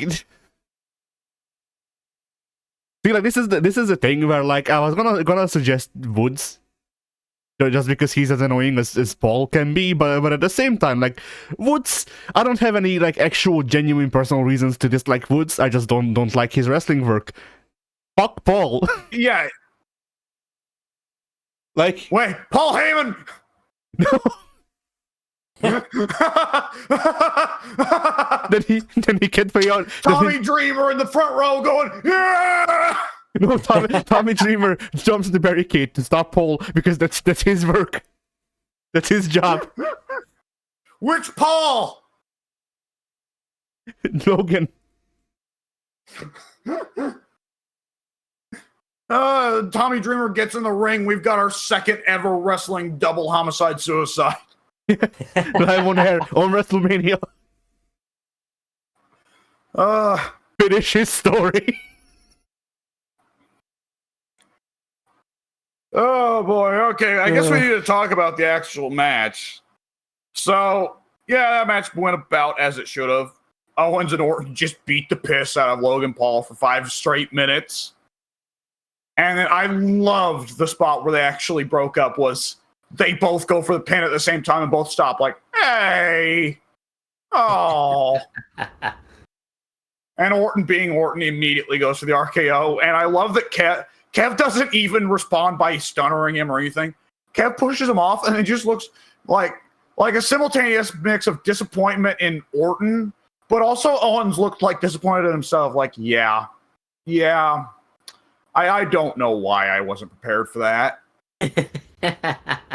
I'm not sure why I thought this was a good idea. This has not worked out for anyone in the past, trusting Orton. I'm not sure why I thought it would work for me. And Orton saying, fuck this YouTuber. My mom was sad that the table didn't break off the RKO, but you know. It was fucking tiny as that guy was. My God, it looked like Orton was beating a child. He might have been. We don't know how old I Do Speed is. Drugs. The thing is though, that too is that, like, you know, Paul sucks as a person. I fucking hell, I smoke crack was banned off of Twitch, which is his main platform, for breaking TOS like a week before WrestleMania. Oh, nice. So it's like, all right, so we get not just this asshole, but this other asshole who is related, I guess. Like it's like all right, can we get 4 more Hogans? That just like I'm just like that also, by the way, do not contribute as much to wrestling as Hogan did, which, like, Hogan barely contributed to wrestling already, but at least he was a household name. Logan Paul is only known for being a fucking... I nearly said it. Anyway, yeah. Like, it's... Logan Paul has successfully managed to gather not only the kayfabe biggest douchebags in wrestling with Pretty Deadly and A-Town Down Under, he's also gathering some real douchebags. Nonetheless, there we go. So it bears mentioning Logan Paul at one point he hits a swanton frog splash combo. He hits a swanton and then rolls over into a frog splash a swanton on one guy, then rolls over into a frog splash on the other guy. Hey, that's cool. And hey, he actually has a different twist on the frog splash rather than just doing eddies. So hey, other than that, you know. This match almost felt like it was a little bit like, okay, Rhea can't be the only one who retains her belt this WrestleMania. Wrong choice. Should have been Gunther. Yeah. I mean, like, Paul, yeah. We just have to keep it going until he dies in the ring, Eddie. Paul should be no one's killed him yet. Paul should be in a casket match every week. But when the casket closes, they just get out a nail gun and nail it shut. And just bury him legit. when the casket closes, fucking Glenn Jacobs comes out, puts his arms up, puts it down, and then the casket just blows up. The fucking crowd gets showered with Logan Paul's body parts? Sure. This is getting to disturbing levels. Let's move on. Bailey versus Io Shirai. Speaking of champions that should have retained, big match Io kicked in here, man. as per the usual, and then we've got Bailey as well. She showed up for work, kind of, maybe, just a tad, little bit. I find myself stuck here between two insane people. Because Ted was willing to concede for a little bit, like, okay, yeah, that's an amazing match. And then he shortly afterwards went back to his narrative of no one ever cares about these Japanese women. Nobody ever cared about Japanese women. They all suck. And he's already prejudged Julia to be the worst, which is pretty funny. But on the other side, I got you, motherfucker, who is so dedicated to this bit that you refuse to acknowledge that Bailey was also present in that match. So both women did good. Both women did damn good here. In theory. The thing with Io is that she's not great for storytelling outside the ring because she doesn't speak English. Or at least she doesn't speak English. But for storytelling in the ring, she's one of the best in the company. She's an absolute beast within that squared circle. And if she could talk or if she had a manager, she'd be one of the best ever. But yeah, that is not the case, and it's unfortunate. All right, we'll give you a manager. It's Shinsuke Nakamura. No, I take it all back. Shinsuke can speak English just with a very, very, very, very, very thick accent. Shinsuke can speak English. It's just that other English-speaking people won't be able to understand him anyway, so he might as well not bother. Yeah, I'm not gonna lie. I saw a Twitter account posting like, hey, y'all, you think Julia can speak English? Y'all get hyped, dude. He's going to use her because she can speak English. And I looked at the clip that they linked, and it was Shinsuke English. Like, yes, she knew the words. I will say she was less awkward about it than Shinsuke. Shinsuke has that I really care about knowing this language and speaking it properly thing of, like, putting spaces between the words because he's, like, trying to make sure with every word, like, this is the right word, right? Okay, I will push ahead with this sentence. I will give credit where credit's due. Julia was able to go from sentence to sentence pretty seamlessly. But like Shinsuke, she cannot get the accent down at all. She still has the Japanese mouthfeel problem, right? Which is so much the problem comparing Japanese to English. Yeah. Of like the tongue moves differently in Japanese, and when you're raised to do that, speaking English is a problem, and vice versa. So ideally in NXT, someone's able to sit her down and give her the accent talk, but other than that, yeah, Julia, yeah, she's gonna. I mean, they probably won't have to go so far for her as they do for Io, where they've just started filming backstage promos of Io in Japanese, subtitled. Which, yeah, you've not been able to see that, but they have been having Io cut back promos backstage, and they just subtitle them because they should. They really should have Io come out, do a live call out promo on someone. And then that person comes out, and then Io just starts cutting a promo on them live, and then they just cut her off and go, where are the subtitles? I don't understand this. I will say, Io's best promo is definitely a Japanese one she cut in the ring. Back when they're first doing Damage Control versus Baka Bianca, Asuka, and Alexa. Yeah. Yeah, that's the Baka bit. It probably doesn't make sense to y'all. It makes more sense to me because that's like a classic anime get up. So yeah, to me it made sense. It's like, okay, they're going for one of the Japanese words that at least anime viewers will know. Yeah, I mean that whole get up, like let's just say that I saw that promo, and you know that the whole shtick that Asuka is doing there is just out of an anime, more or less. That makes sense. Asuka is a huge nerd. And what else was good? Yeah, the other thing I could think of where Io said something I thought was hilarious wasn't even a promo or on the mic or anything. It was in the middle of a match. The fucking goon in the NXT crowd shouting, "Go back to China!" Yeah. Yo, before she gets in the ring, I'm Japanese, bitch. I'm from Winnipeg, you idiot. Yep.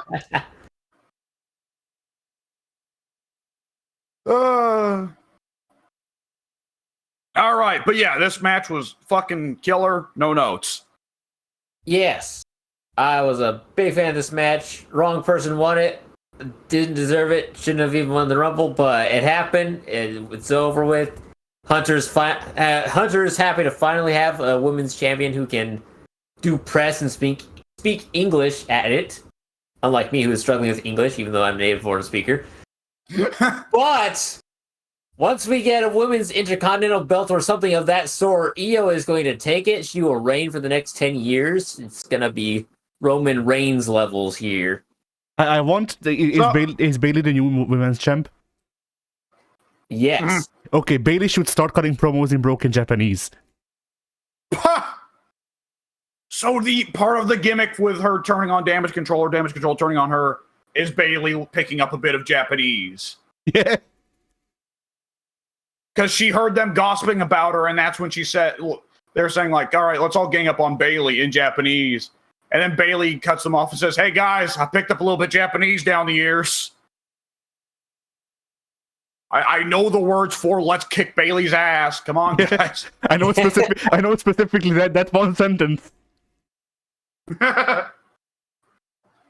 mean, I just think it would be funny if she continues feuding with Io. I think it would be funny to have Bailey just cut badly translated Japanese promos.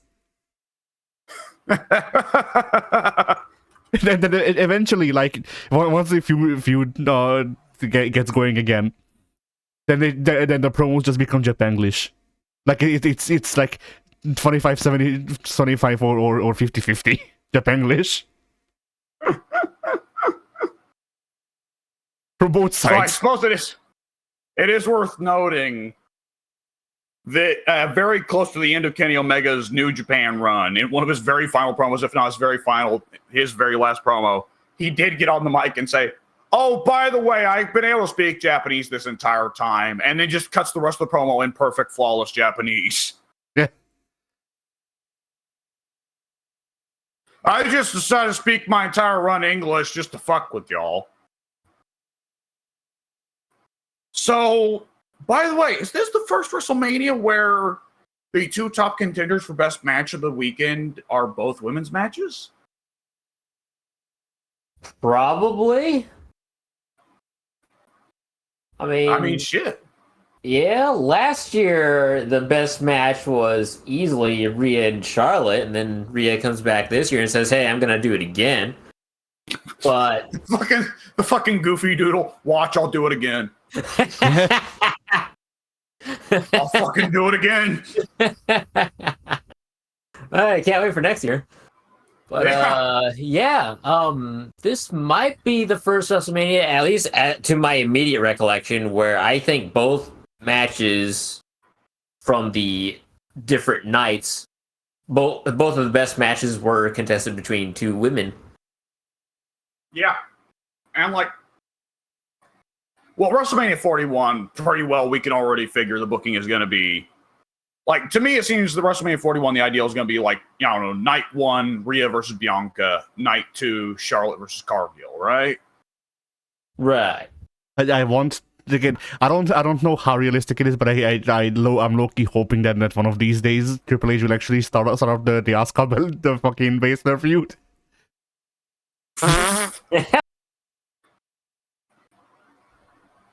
And that would be solid. I think that would actually be one of the matches that Asuka would do a better job in. I mean, admittedly, Baszler's already pretty good enough to carry some people. Like, Baszler was able to carry Liv Morgan to a good match. If you can carry Liv Morgan to a good match, then you're not going to have a problem with Asuka. Yeah. But also, just the idea of an actual year-long fucking Asuka Baszler feud.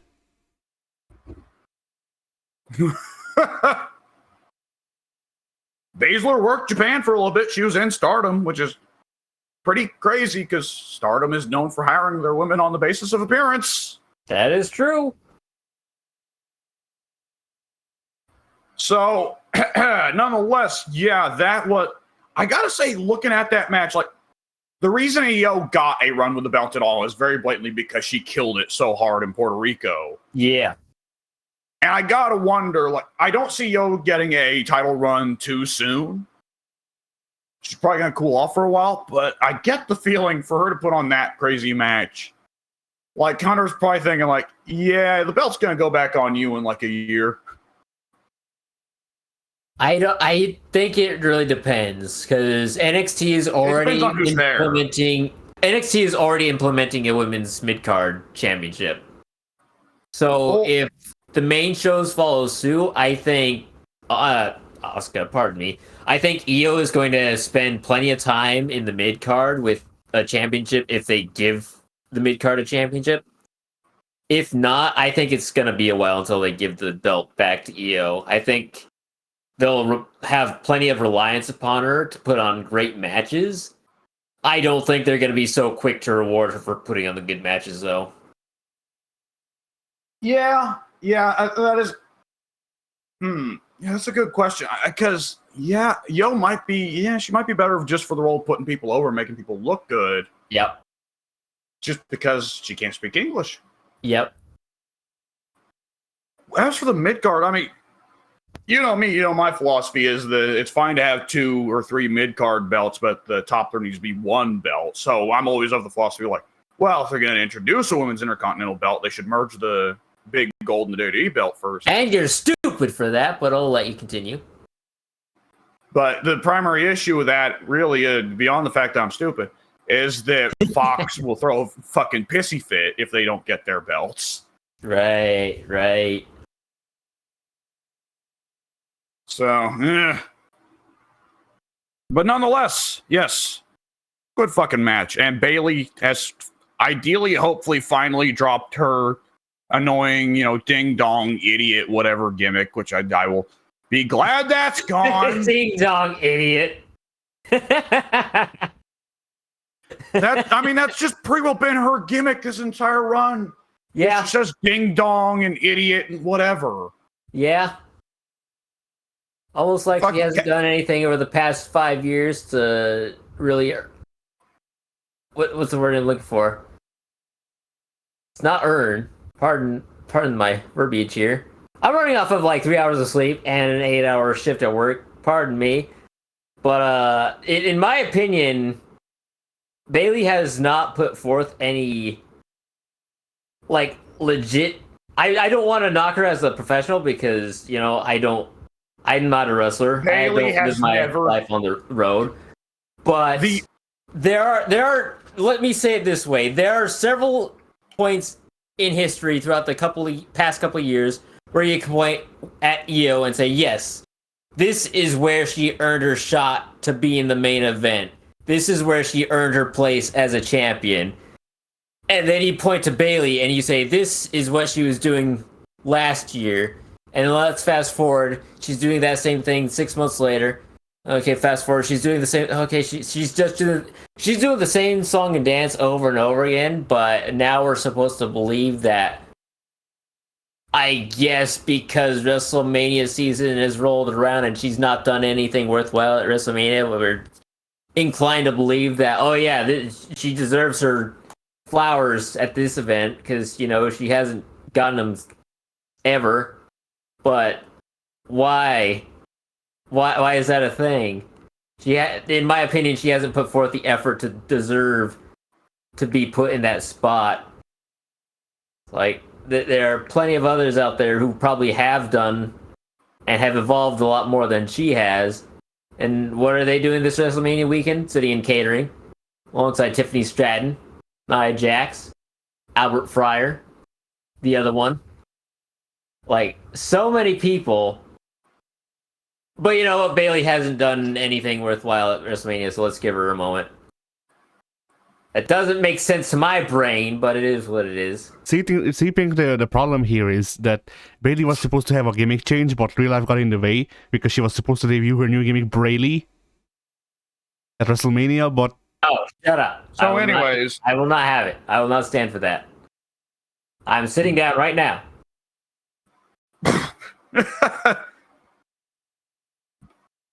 excuse me. I will say I thought that the build was a little bit silly at first when Bayley was just like, I'm so sweet and innocent, and they betrayed me.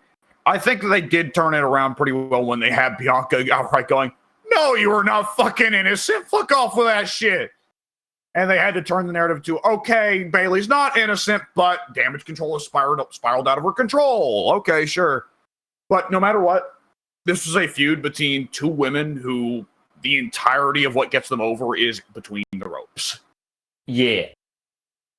So that's always going to be somewhat limited unless you have somebody else on the outside who can carry the feud for them.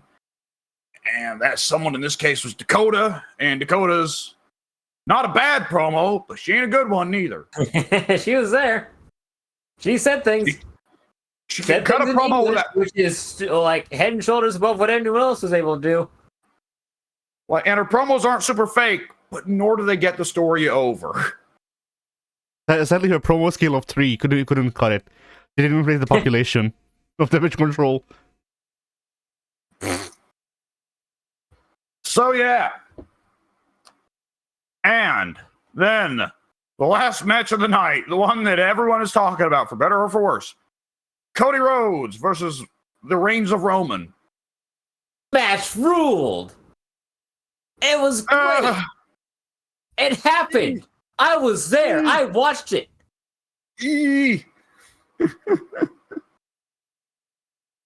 I still can't believe that Tony Khan ran out. Helped Cody.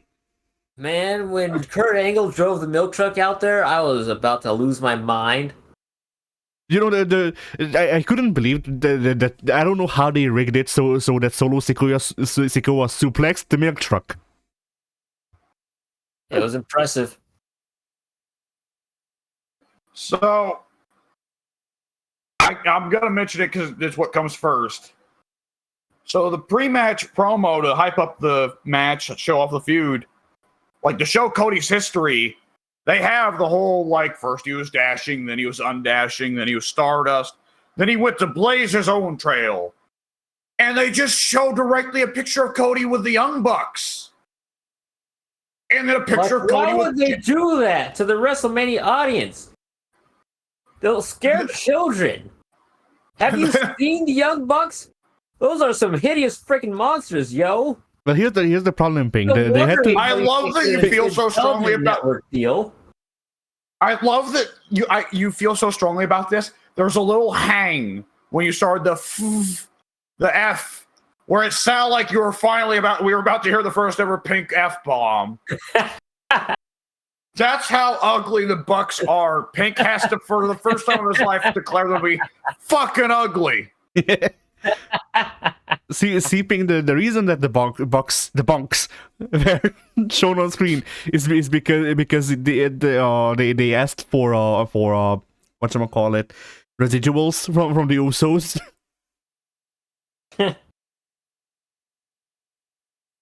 Oh boy. And the company didn't want to pay them, so here, have this. So what I really love is that WWE does a little shout out to the Bucks and Omega. And like this Wednesday, the Bucks are going to be showing the all-in footage of, Punk choking out Jungle Boy, or presumably doing a parody of it, knowing the Bucks. So the Bucks are going to follow up WWE being like, hey, shout out to you guys. You know the Bucks are on Wednesday going to be like, and those WWE fools over there, that's not real wrestling. That's sports entertainment. They suck. AEW, AEW, AEW. Yeah. And I cannot wait for the lack of classiness. Yeah. Because they're incapable of it. Yeah. It's going to be such Schadenfreude. I will love how they will just be stupid punk bitch motherfuckers. It's It'll validate so many negative opinions I have of them. Yeah. It will be the Bucks and when Omega in a recording with Jericho dressed up as Jungle Boy. Oh no, it's the real Jungle Boy. Jericho is Punk's dog. No, Jericho in this recording is God. Yeah. You mean like he is regularly? Yep.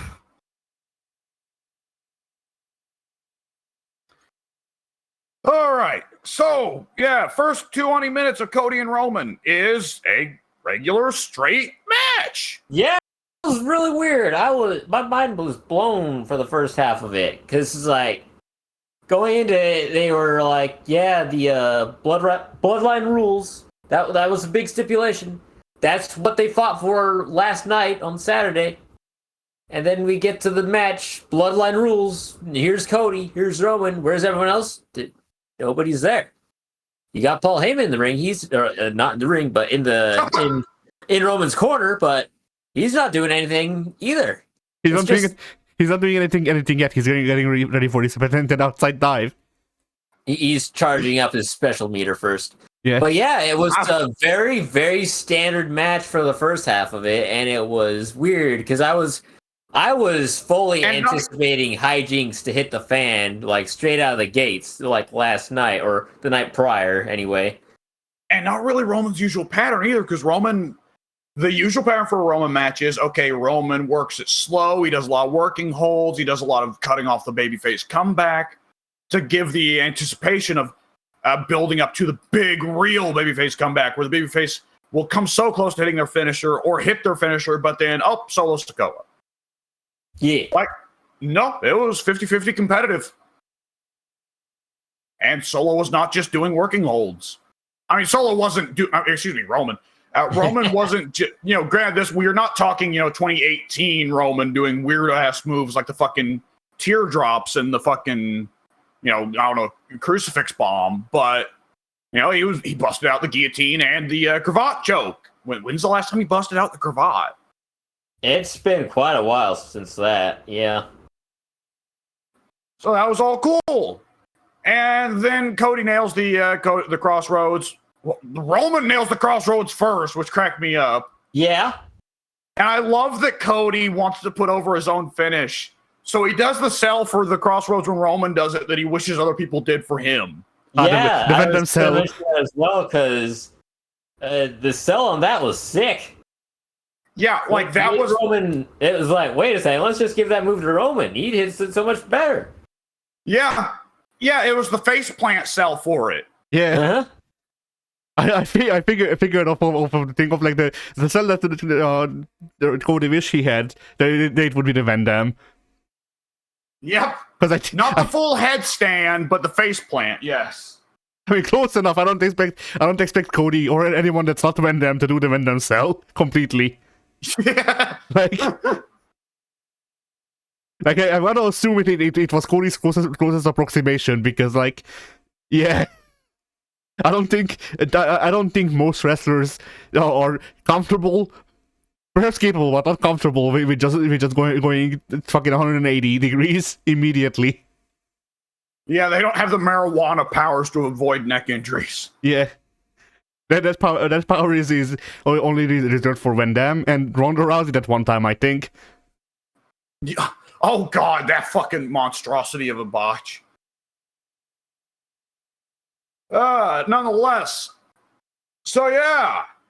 And then, Jimmy does his run and he super kicks Cody from what must have been the fucking 17th super kick of Jimmy's weekend. Good lord. Yeah. That's what you think, but in the back, they've been just super kicking each other constantly for the entire weekend. See, I just kicked Todd. Anyways. Jay appears, Jay spears Jimmy off the stage through a table, and they're just both dead for the rest of the match. Okay, well, Cody hits another crossroads. He picks Roman up for another crossroads, picks him up again, and then what I love, I don't know if you pick this up, Pink, but Cody starts to look around for, okay, where's Solo? I know he's coming, this motherfucker. The trouble is that Cody looked in the direction that Solo got him from last year. Yeah. And Solo comes in the ring from the opposite side. History repeats, and Solo spikes Cody out of the crossroads yet again. Only for, hey, it's Cena. And I wasn't nearly as upset about Cena as everybody else, because to me it's like, obviously I would have preferred Sammy or Knight do the run in here. Yeah, I mean, really, Cena. Yeah. Go ahead. I was gonna say, like, out of all of the people from that time frame, Orton should have been the one to do the run-in. Orton would have also made sense, yes. Like, Orton to me would have made more sense because him and Cody have history, and Cena's history with Cody is, I guess you were employed at the same time. I'm Superman. So Cena's history here was not with Cody, it was with Solo. Because Solo at Saudi Arabia, did we tell you about how that match went, Eddie? No. So Solo Sikoa versus John Cena in Saudi Arabia. Solo nails Cena with the Samoan spike. Goes for the pin. Cena kicks out. Solo starts to get a little upset. Solo spikes him again. Goes for the pin. Cena kicks out.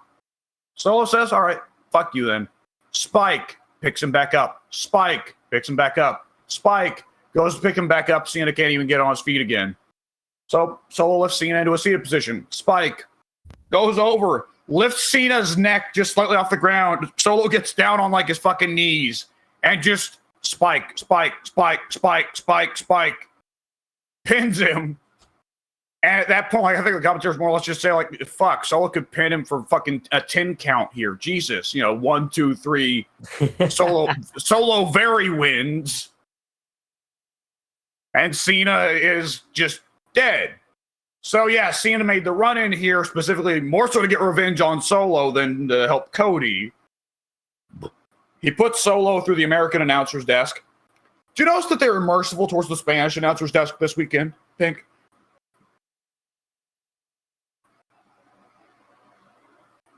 Okay, so I don't know if the mic didn't work there, but I emphatically agreed with you on that statement. Oh, yeah, no, your mic didn't work. I got no response. I was like, oh, okay. Shit, I guess you didn't notice. I was talking, and then you're like, okay. As if I didn't say anything. And it was like, okay, that did not pick up. Okay, what'd you say? I just said yes, and nothing really happened to the Spanish announce table because all the action was on the primary announce table. Like, the Spanish one got wrecked on NXT, but for the main show, it was only ever the primary commentary table. I think the only action the Spanish commentary desk saw was it Sammy or AJ or Balor or somebody dove off of it onto the American table? Yeah, wasn't it at the start of the show, I think? Did Seth Rollins not also do a curb stomp from the Spanish announce table to the primary announce table? Yes.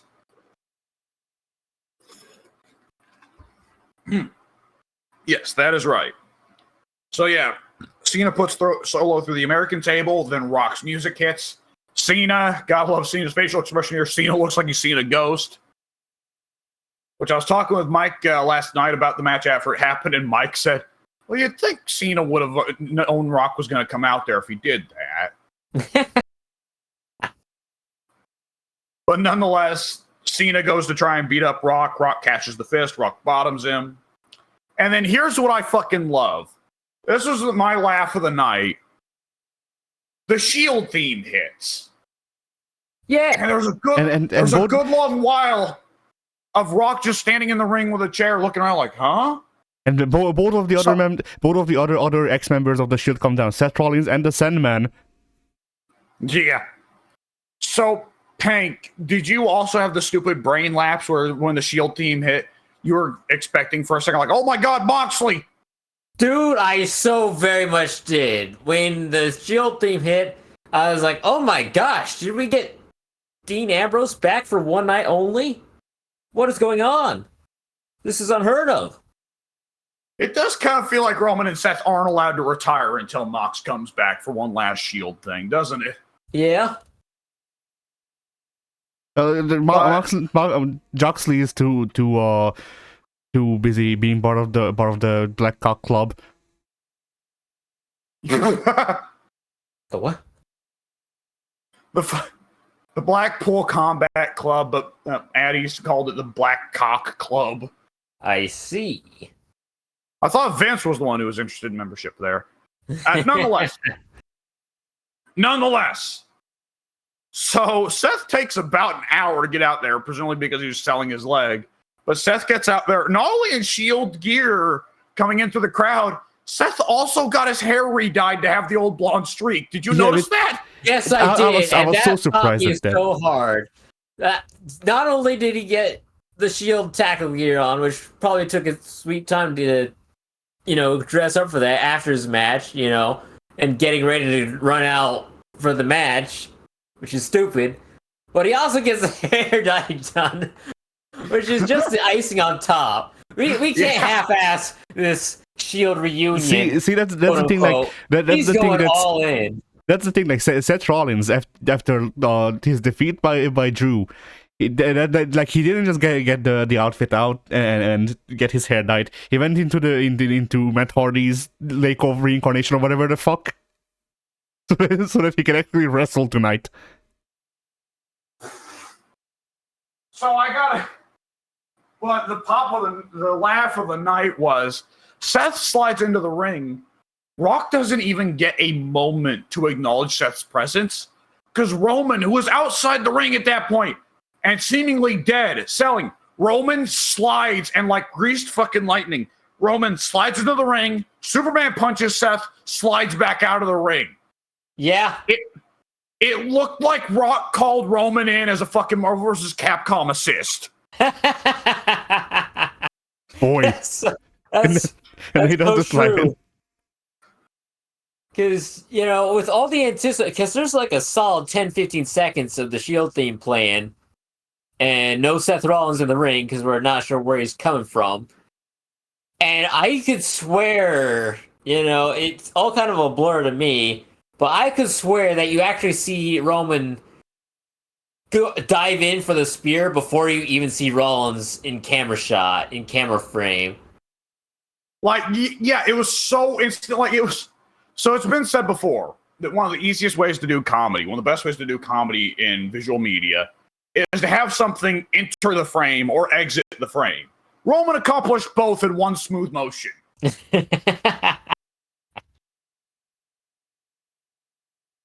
And like it was just so firmly Seth getting bitched out before he could do anything. It was hilarious. Yeah. Like, he brought a chair in the ring, didn't get to use it. So Rock is just kind of standing there like, well, that happened. All right, well, back to beating on Cody, I guess. Lights go out, gong. Lights come back. Undertaker is there, but it's not really Undertaker. No, it's Mark really Calloway. Yeah, it's Mark Calloway. It's me and Mark Calloway making his debut in the WWE ring.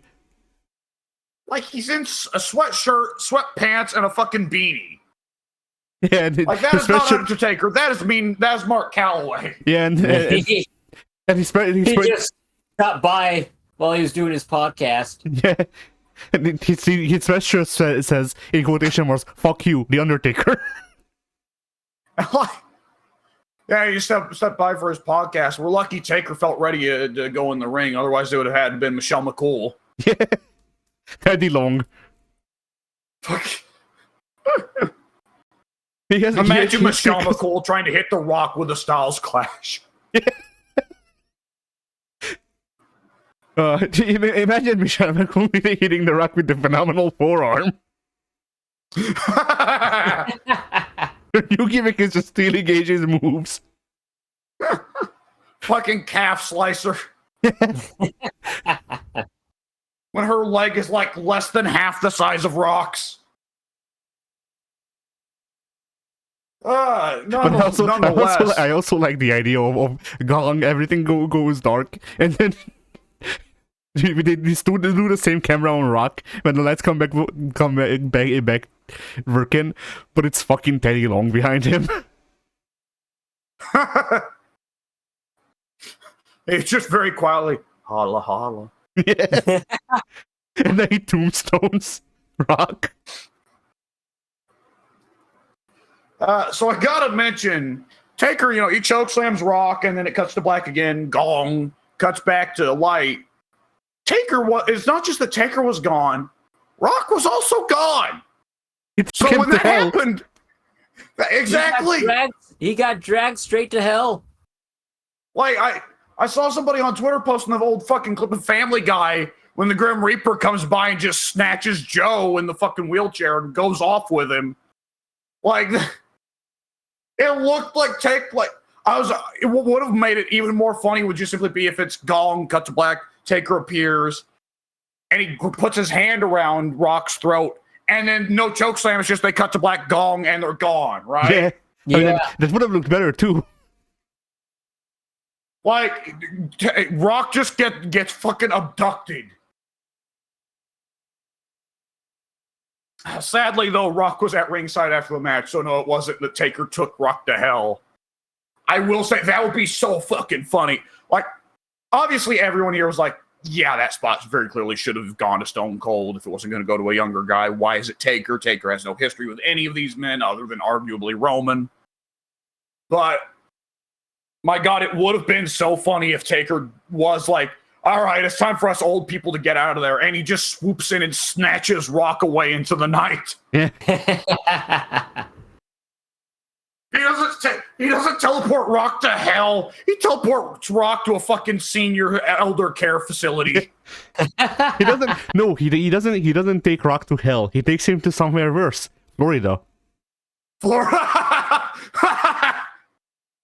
Imagine if Undertaker teleports in, grabs Rock, and you just hear, "You are going to Brazil," and they teleport away. Rock all the while, no, gone. But like I imagining Undertaker is mic'd up, that he says it in the usual way. He says, "Rest in peace." You are going to Brazil.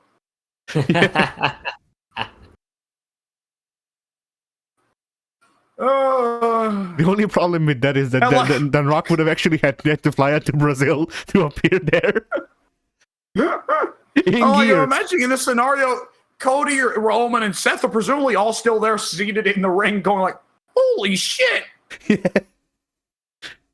Cena's still at ringside, looking fucking haunted. Battery's going, "Oh, thank God!" You're wiping sweat off his forehead. Usos still dead in the pile of table pieces outside the ring. So there we go. So they're left in the ring. Roman gets up faster than Cody or Seth. Roman goes and snatches the chair. And Roman looks at Cody getting up, looks at Seth, looks at Cody, looks at Seth, looks at Cody, looks at Seth. And Roman goes up and nails Seth square in the back with a chair shot. And Seth, in the exact same way Seth did to him 10 years ago, and Seth sells it the exact same way Roman did 10 years ago. Roman throws away the chair, goes to spear Cody. Cody catches him with a knee lift, fucking William Regal style, and then hits him with a crossroads. 1, 2, 3, it's over.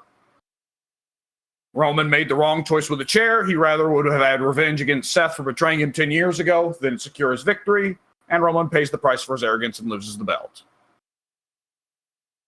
The greatest WWE champion, not of this era, not of the past eras, across all eras, Stardust was crowned last night. It's a good time to be alive. Good time for professional wrestling. I hope Cody comes out tonight, I guess. And he's just like, all right, now that's over, and he just reverts to being Stardust in the ring. All right. I finished the story. Now I'm gonna do what I really love. Yeah, he summoned the fucking Ascension back from the dead. Interplanetary piracy. That was my true calling. But also, he's not tagging with his brother. No, he brings back the fucking Ascension.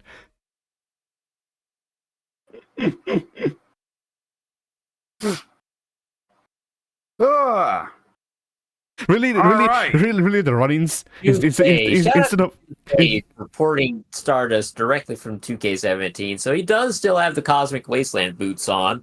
Yeah, in reference to the Ascension. Oh boy! You know, the problem with the Cody Roman match is that the run-ins didn't, like, I think Cody's run-ins would have made more sense if it was that DiBiase Jr. fresh out of jail. Randy Orton. It broke the Ascension. In fucking cuffs and a fucking prison jumper. The police are chasing him. Like he has to do like what Roman did to Seth. He has to run into the ring, fucking, I don't know, chop Rock as he's running by, then slide back out of the ring because the cops are still in pursuit.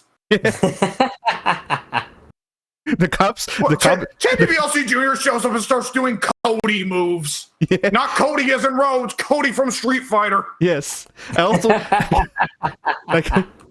also like to imagine that like they do this and then like he's constantly running from the cops throughout the run-in, and the cops all fucking the Bullet Club.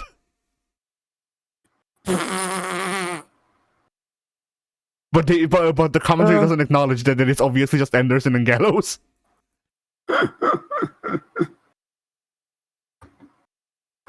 All right, so there we go. That being the match. Pink. Okay, well, I guess I'll get my shit in first. I thought it was fine up until Taker.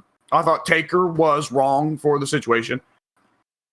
I mean, obviously, as a like actual match, you know, I expected it to be crazy run-ins, whatever. The Bloodline gets brought down by a bunch of different people. That was how I expected it. Like, if we weren't going to do the storyline of the Bloodline collapsing in on itself, which evidently they don't want to do it, they're involving Rock in it. If we're not going to have the Bloodline collapse in on itself, then it's going to take a alliance of multiple dudes to bring the Bloodline down. So this is what I expected from the beginning. Obviously, this was not a technical fucking masterpiece, not anywhere near close to it. Good lord, it wasn't the intention.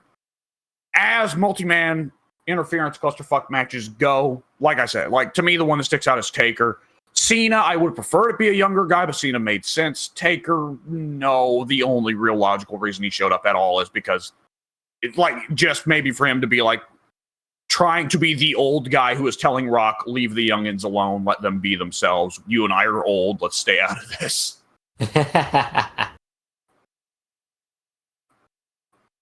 And okay, you know who should have run in instead of Taker? DDP. Would have made as much sense, honestly.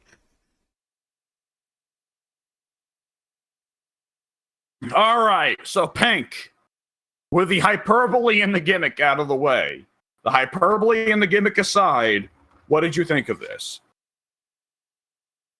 I really enjoyed the match.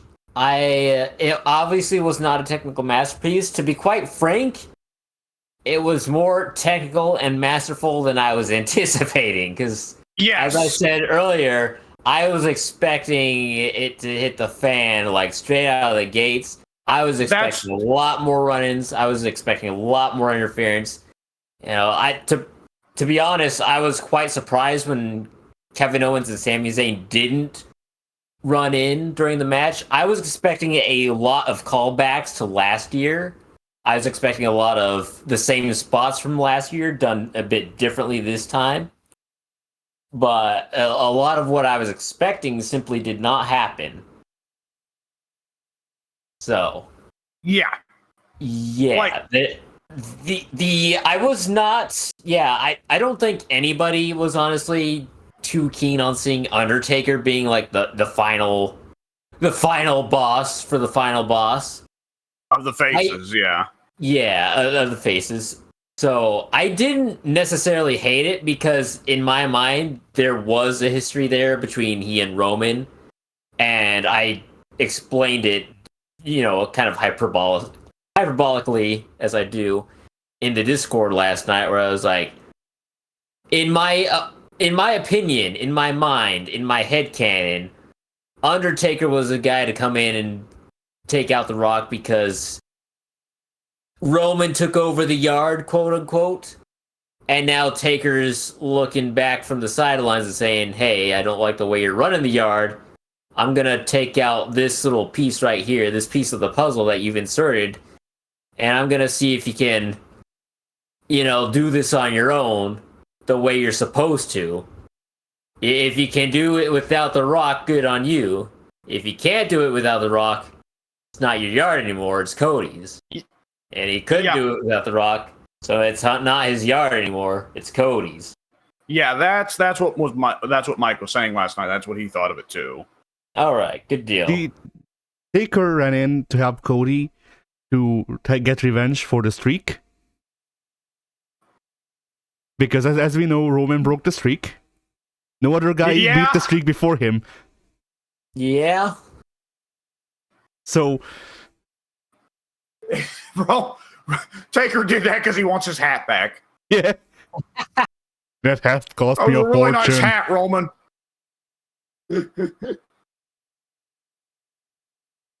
Well, I have to imagine at this point, the Taker voice is done, so now he's just Mark Calloway. So he's just, oh damn, Roman, that was a really nice hat. I want it back. I will never get over. Not only, of course, like everyone was naturally expecting him to still kind of talk like this.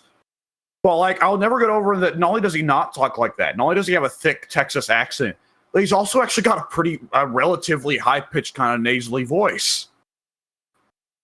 Yeah. That shocks the shit out of me every time I hear him talk.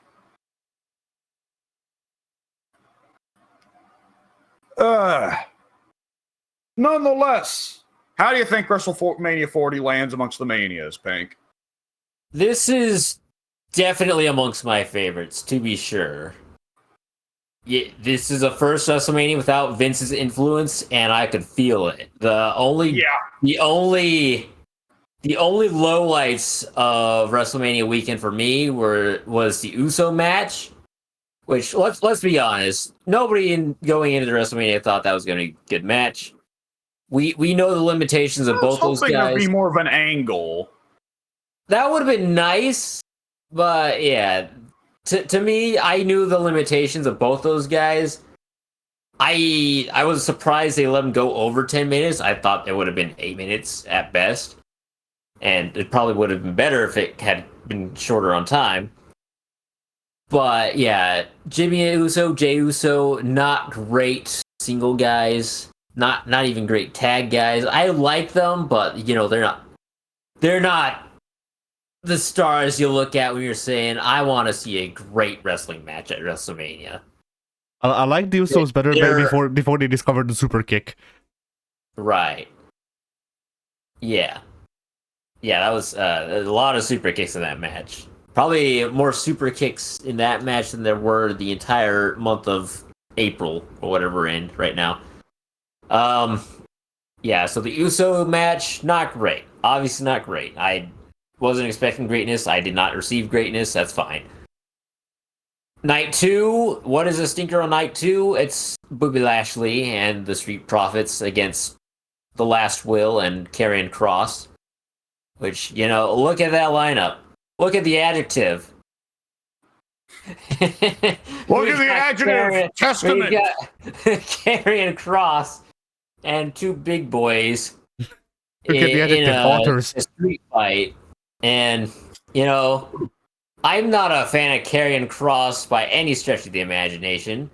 I'm not a fan of the Authors of Pain by any stretch of the imagination. I'm not a fan of Bobby Lashley by any stretch of the imagination. But B-Fab is pretty cute, so that was at least 3 stars for me. But still, one of the absolute lowlights of the WrestleMania weekend. See, my thing with Karrion Kross is that he's false advertising. He doesn't come out to the ring carrying a large crucifix that he will be after the match crucified on. Well, the thing is, it's Karrion spelled like birds. So really, he should be going out there and there's a cross made out of birds. They're like in a cheerleading formation. Well, Karrion is actually what I don't know how to say it. There's a proper term for it, but if I'm not mistaken, Karrion is the it's the meat they eat. Yes, the dying flesh that vultures consume. Yes. So actually, it should be a meat cross. That's disgusting. Yes. Is he the meat cross? Yes, he is. What a dumb name. But This, for whatever reason, those two matches were the lowlights of WrestleMania. And to be quite honest, those matches weren't even like terrible or anything. Were they good? Absolutely not. Were they absolutely terrible, like the worst thing I've ever seen? No. Not at all. Just completely middling to average to below average to somewhat sucking. But it wasn't terrible. I didn't have to force myself to look away, like, oh God, please let it end. So Triple H casually stepped into the shoes of Vince McMahon, said, I don't know what that weirdo was thinking all these years. This is the easiest job ever. Let me put on the best WrestleMania ever, and by golly, he did it. I think it was pretty great. Now, like I've said before, I have seen 2 good WrestleManias before 40, and they were the 2 WrestleManias that were prior to 40. Yeah. Other than that, all the WrestleManias I've seen are amongst the worst stinkers in WrestleMania history. Yeah. 1, 3, 4, 10, 25, 26, 27, 28. Oh, good Lord. You poor soul. Yeah. So, there's good matches there. 3 had Macho Man versus Steamboat. 27 had Punk versus Orton. Yeah. But, some stinkers. I've not seen the Attitude Era WrestleManias, which are supposed to be the best ones. Well, the kind of Attitude Era to early Ruthless Aggression, those are supposed to be the best WrestleManias right there, right? Like a 6 or 7 year streak. Yeah, I saw like parts of, I want to say 16 to 18, but never the full show.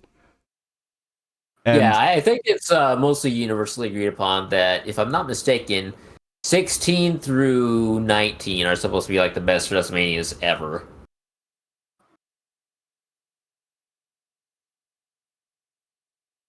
Yeah, that sounds consistent with everything I hear, which was 19 Hogan versus Rock? Hogan versus Rock was actually at 20. No. That's super not true. Yeah, that's 18. Pardon me. 18 was Hogan versus Rock. Oh, 19, right, and then was Hogan versus Vince. Yes. And was 19 the final the final Rock versus Austin? That was 17, I think. I thought that the final Rock versus Austin was more or less Rock's last match, up until, of course, the return for 28 and now. I want to say you're correct. I believe 19 is the final confrontation. I could be wrong, but I don't know. I'd have to look into it. I don't know. And 19 is the one.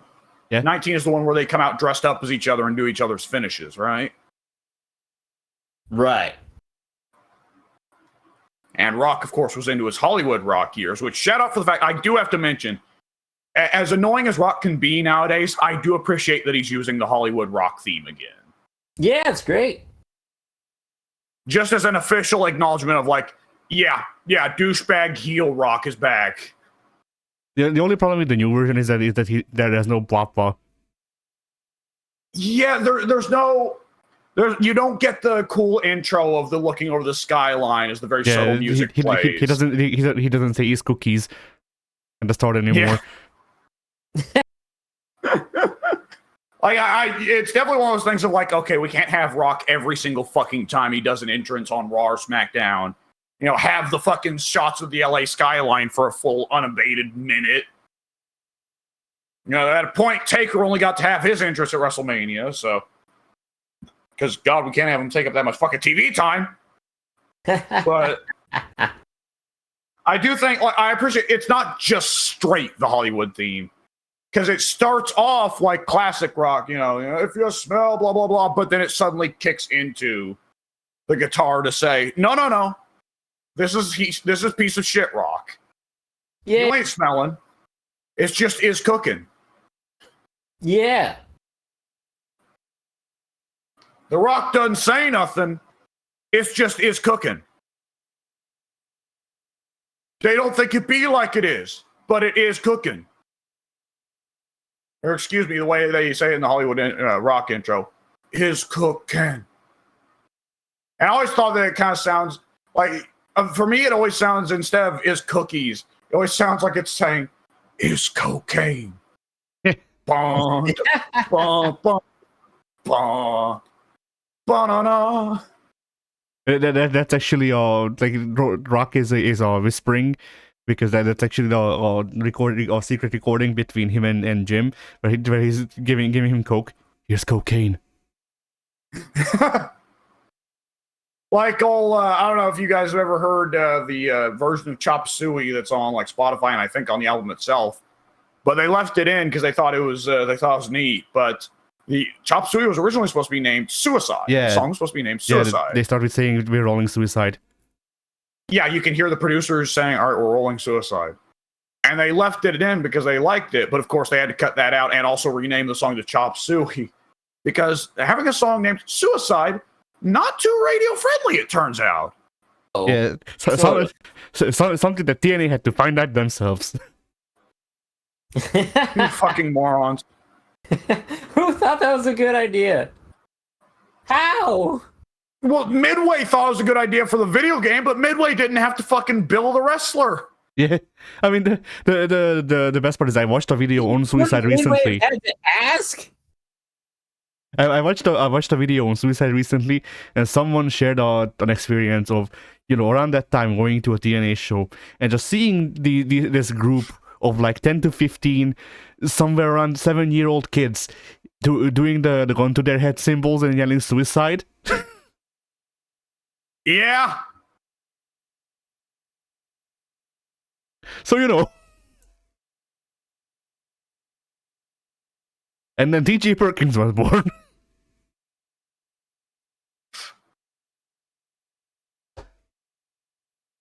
Oh boy! All right. So what we're saying is Rock's new team should start with him whispering we're rolling Suicide. What? And then he rolls Suicide down to the ring? No, he comes out in the outfit. But it's really sort of Suicide. It says a Rock. And is it like stripper gear where it just flies off when he pulls on it? Sure, yeah. The fake stripper suit with the Chippendales underneath, but then Rock has to rip off the Chippendales to reveal the trunks underneath. Yeah.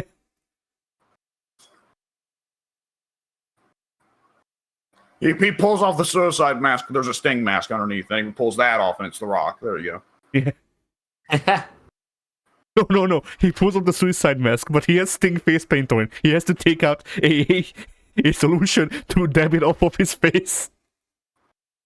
The rest of his entrance goes for 10 minutes, and at least 3 of those are getting the face paint off of him.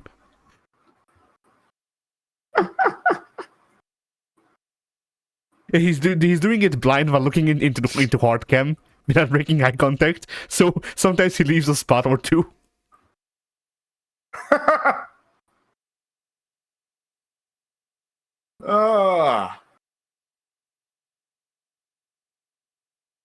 All right. So, WrestleMania 40. It's come and gone, and it was a good one. Yeah. So now we shall finish the podcast. We shall let Pink go to consume. All right. I will need a 10-minute break to hit the bathroom. Well, maybe close to 15 or 20 minutes. I don't know. It's hard to tell right now. Yeah. All right. See y'all, I guess. Yay.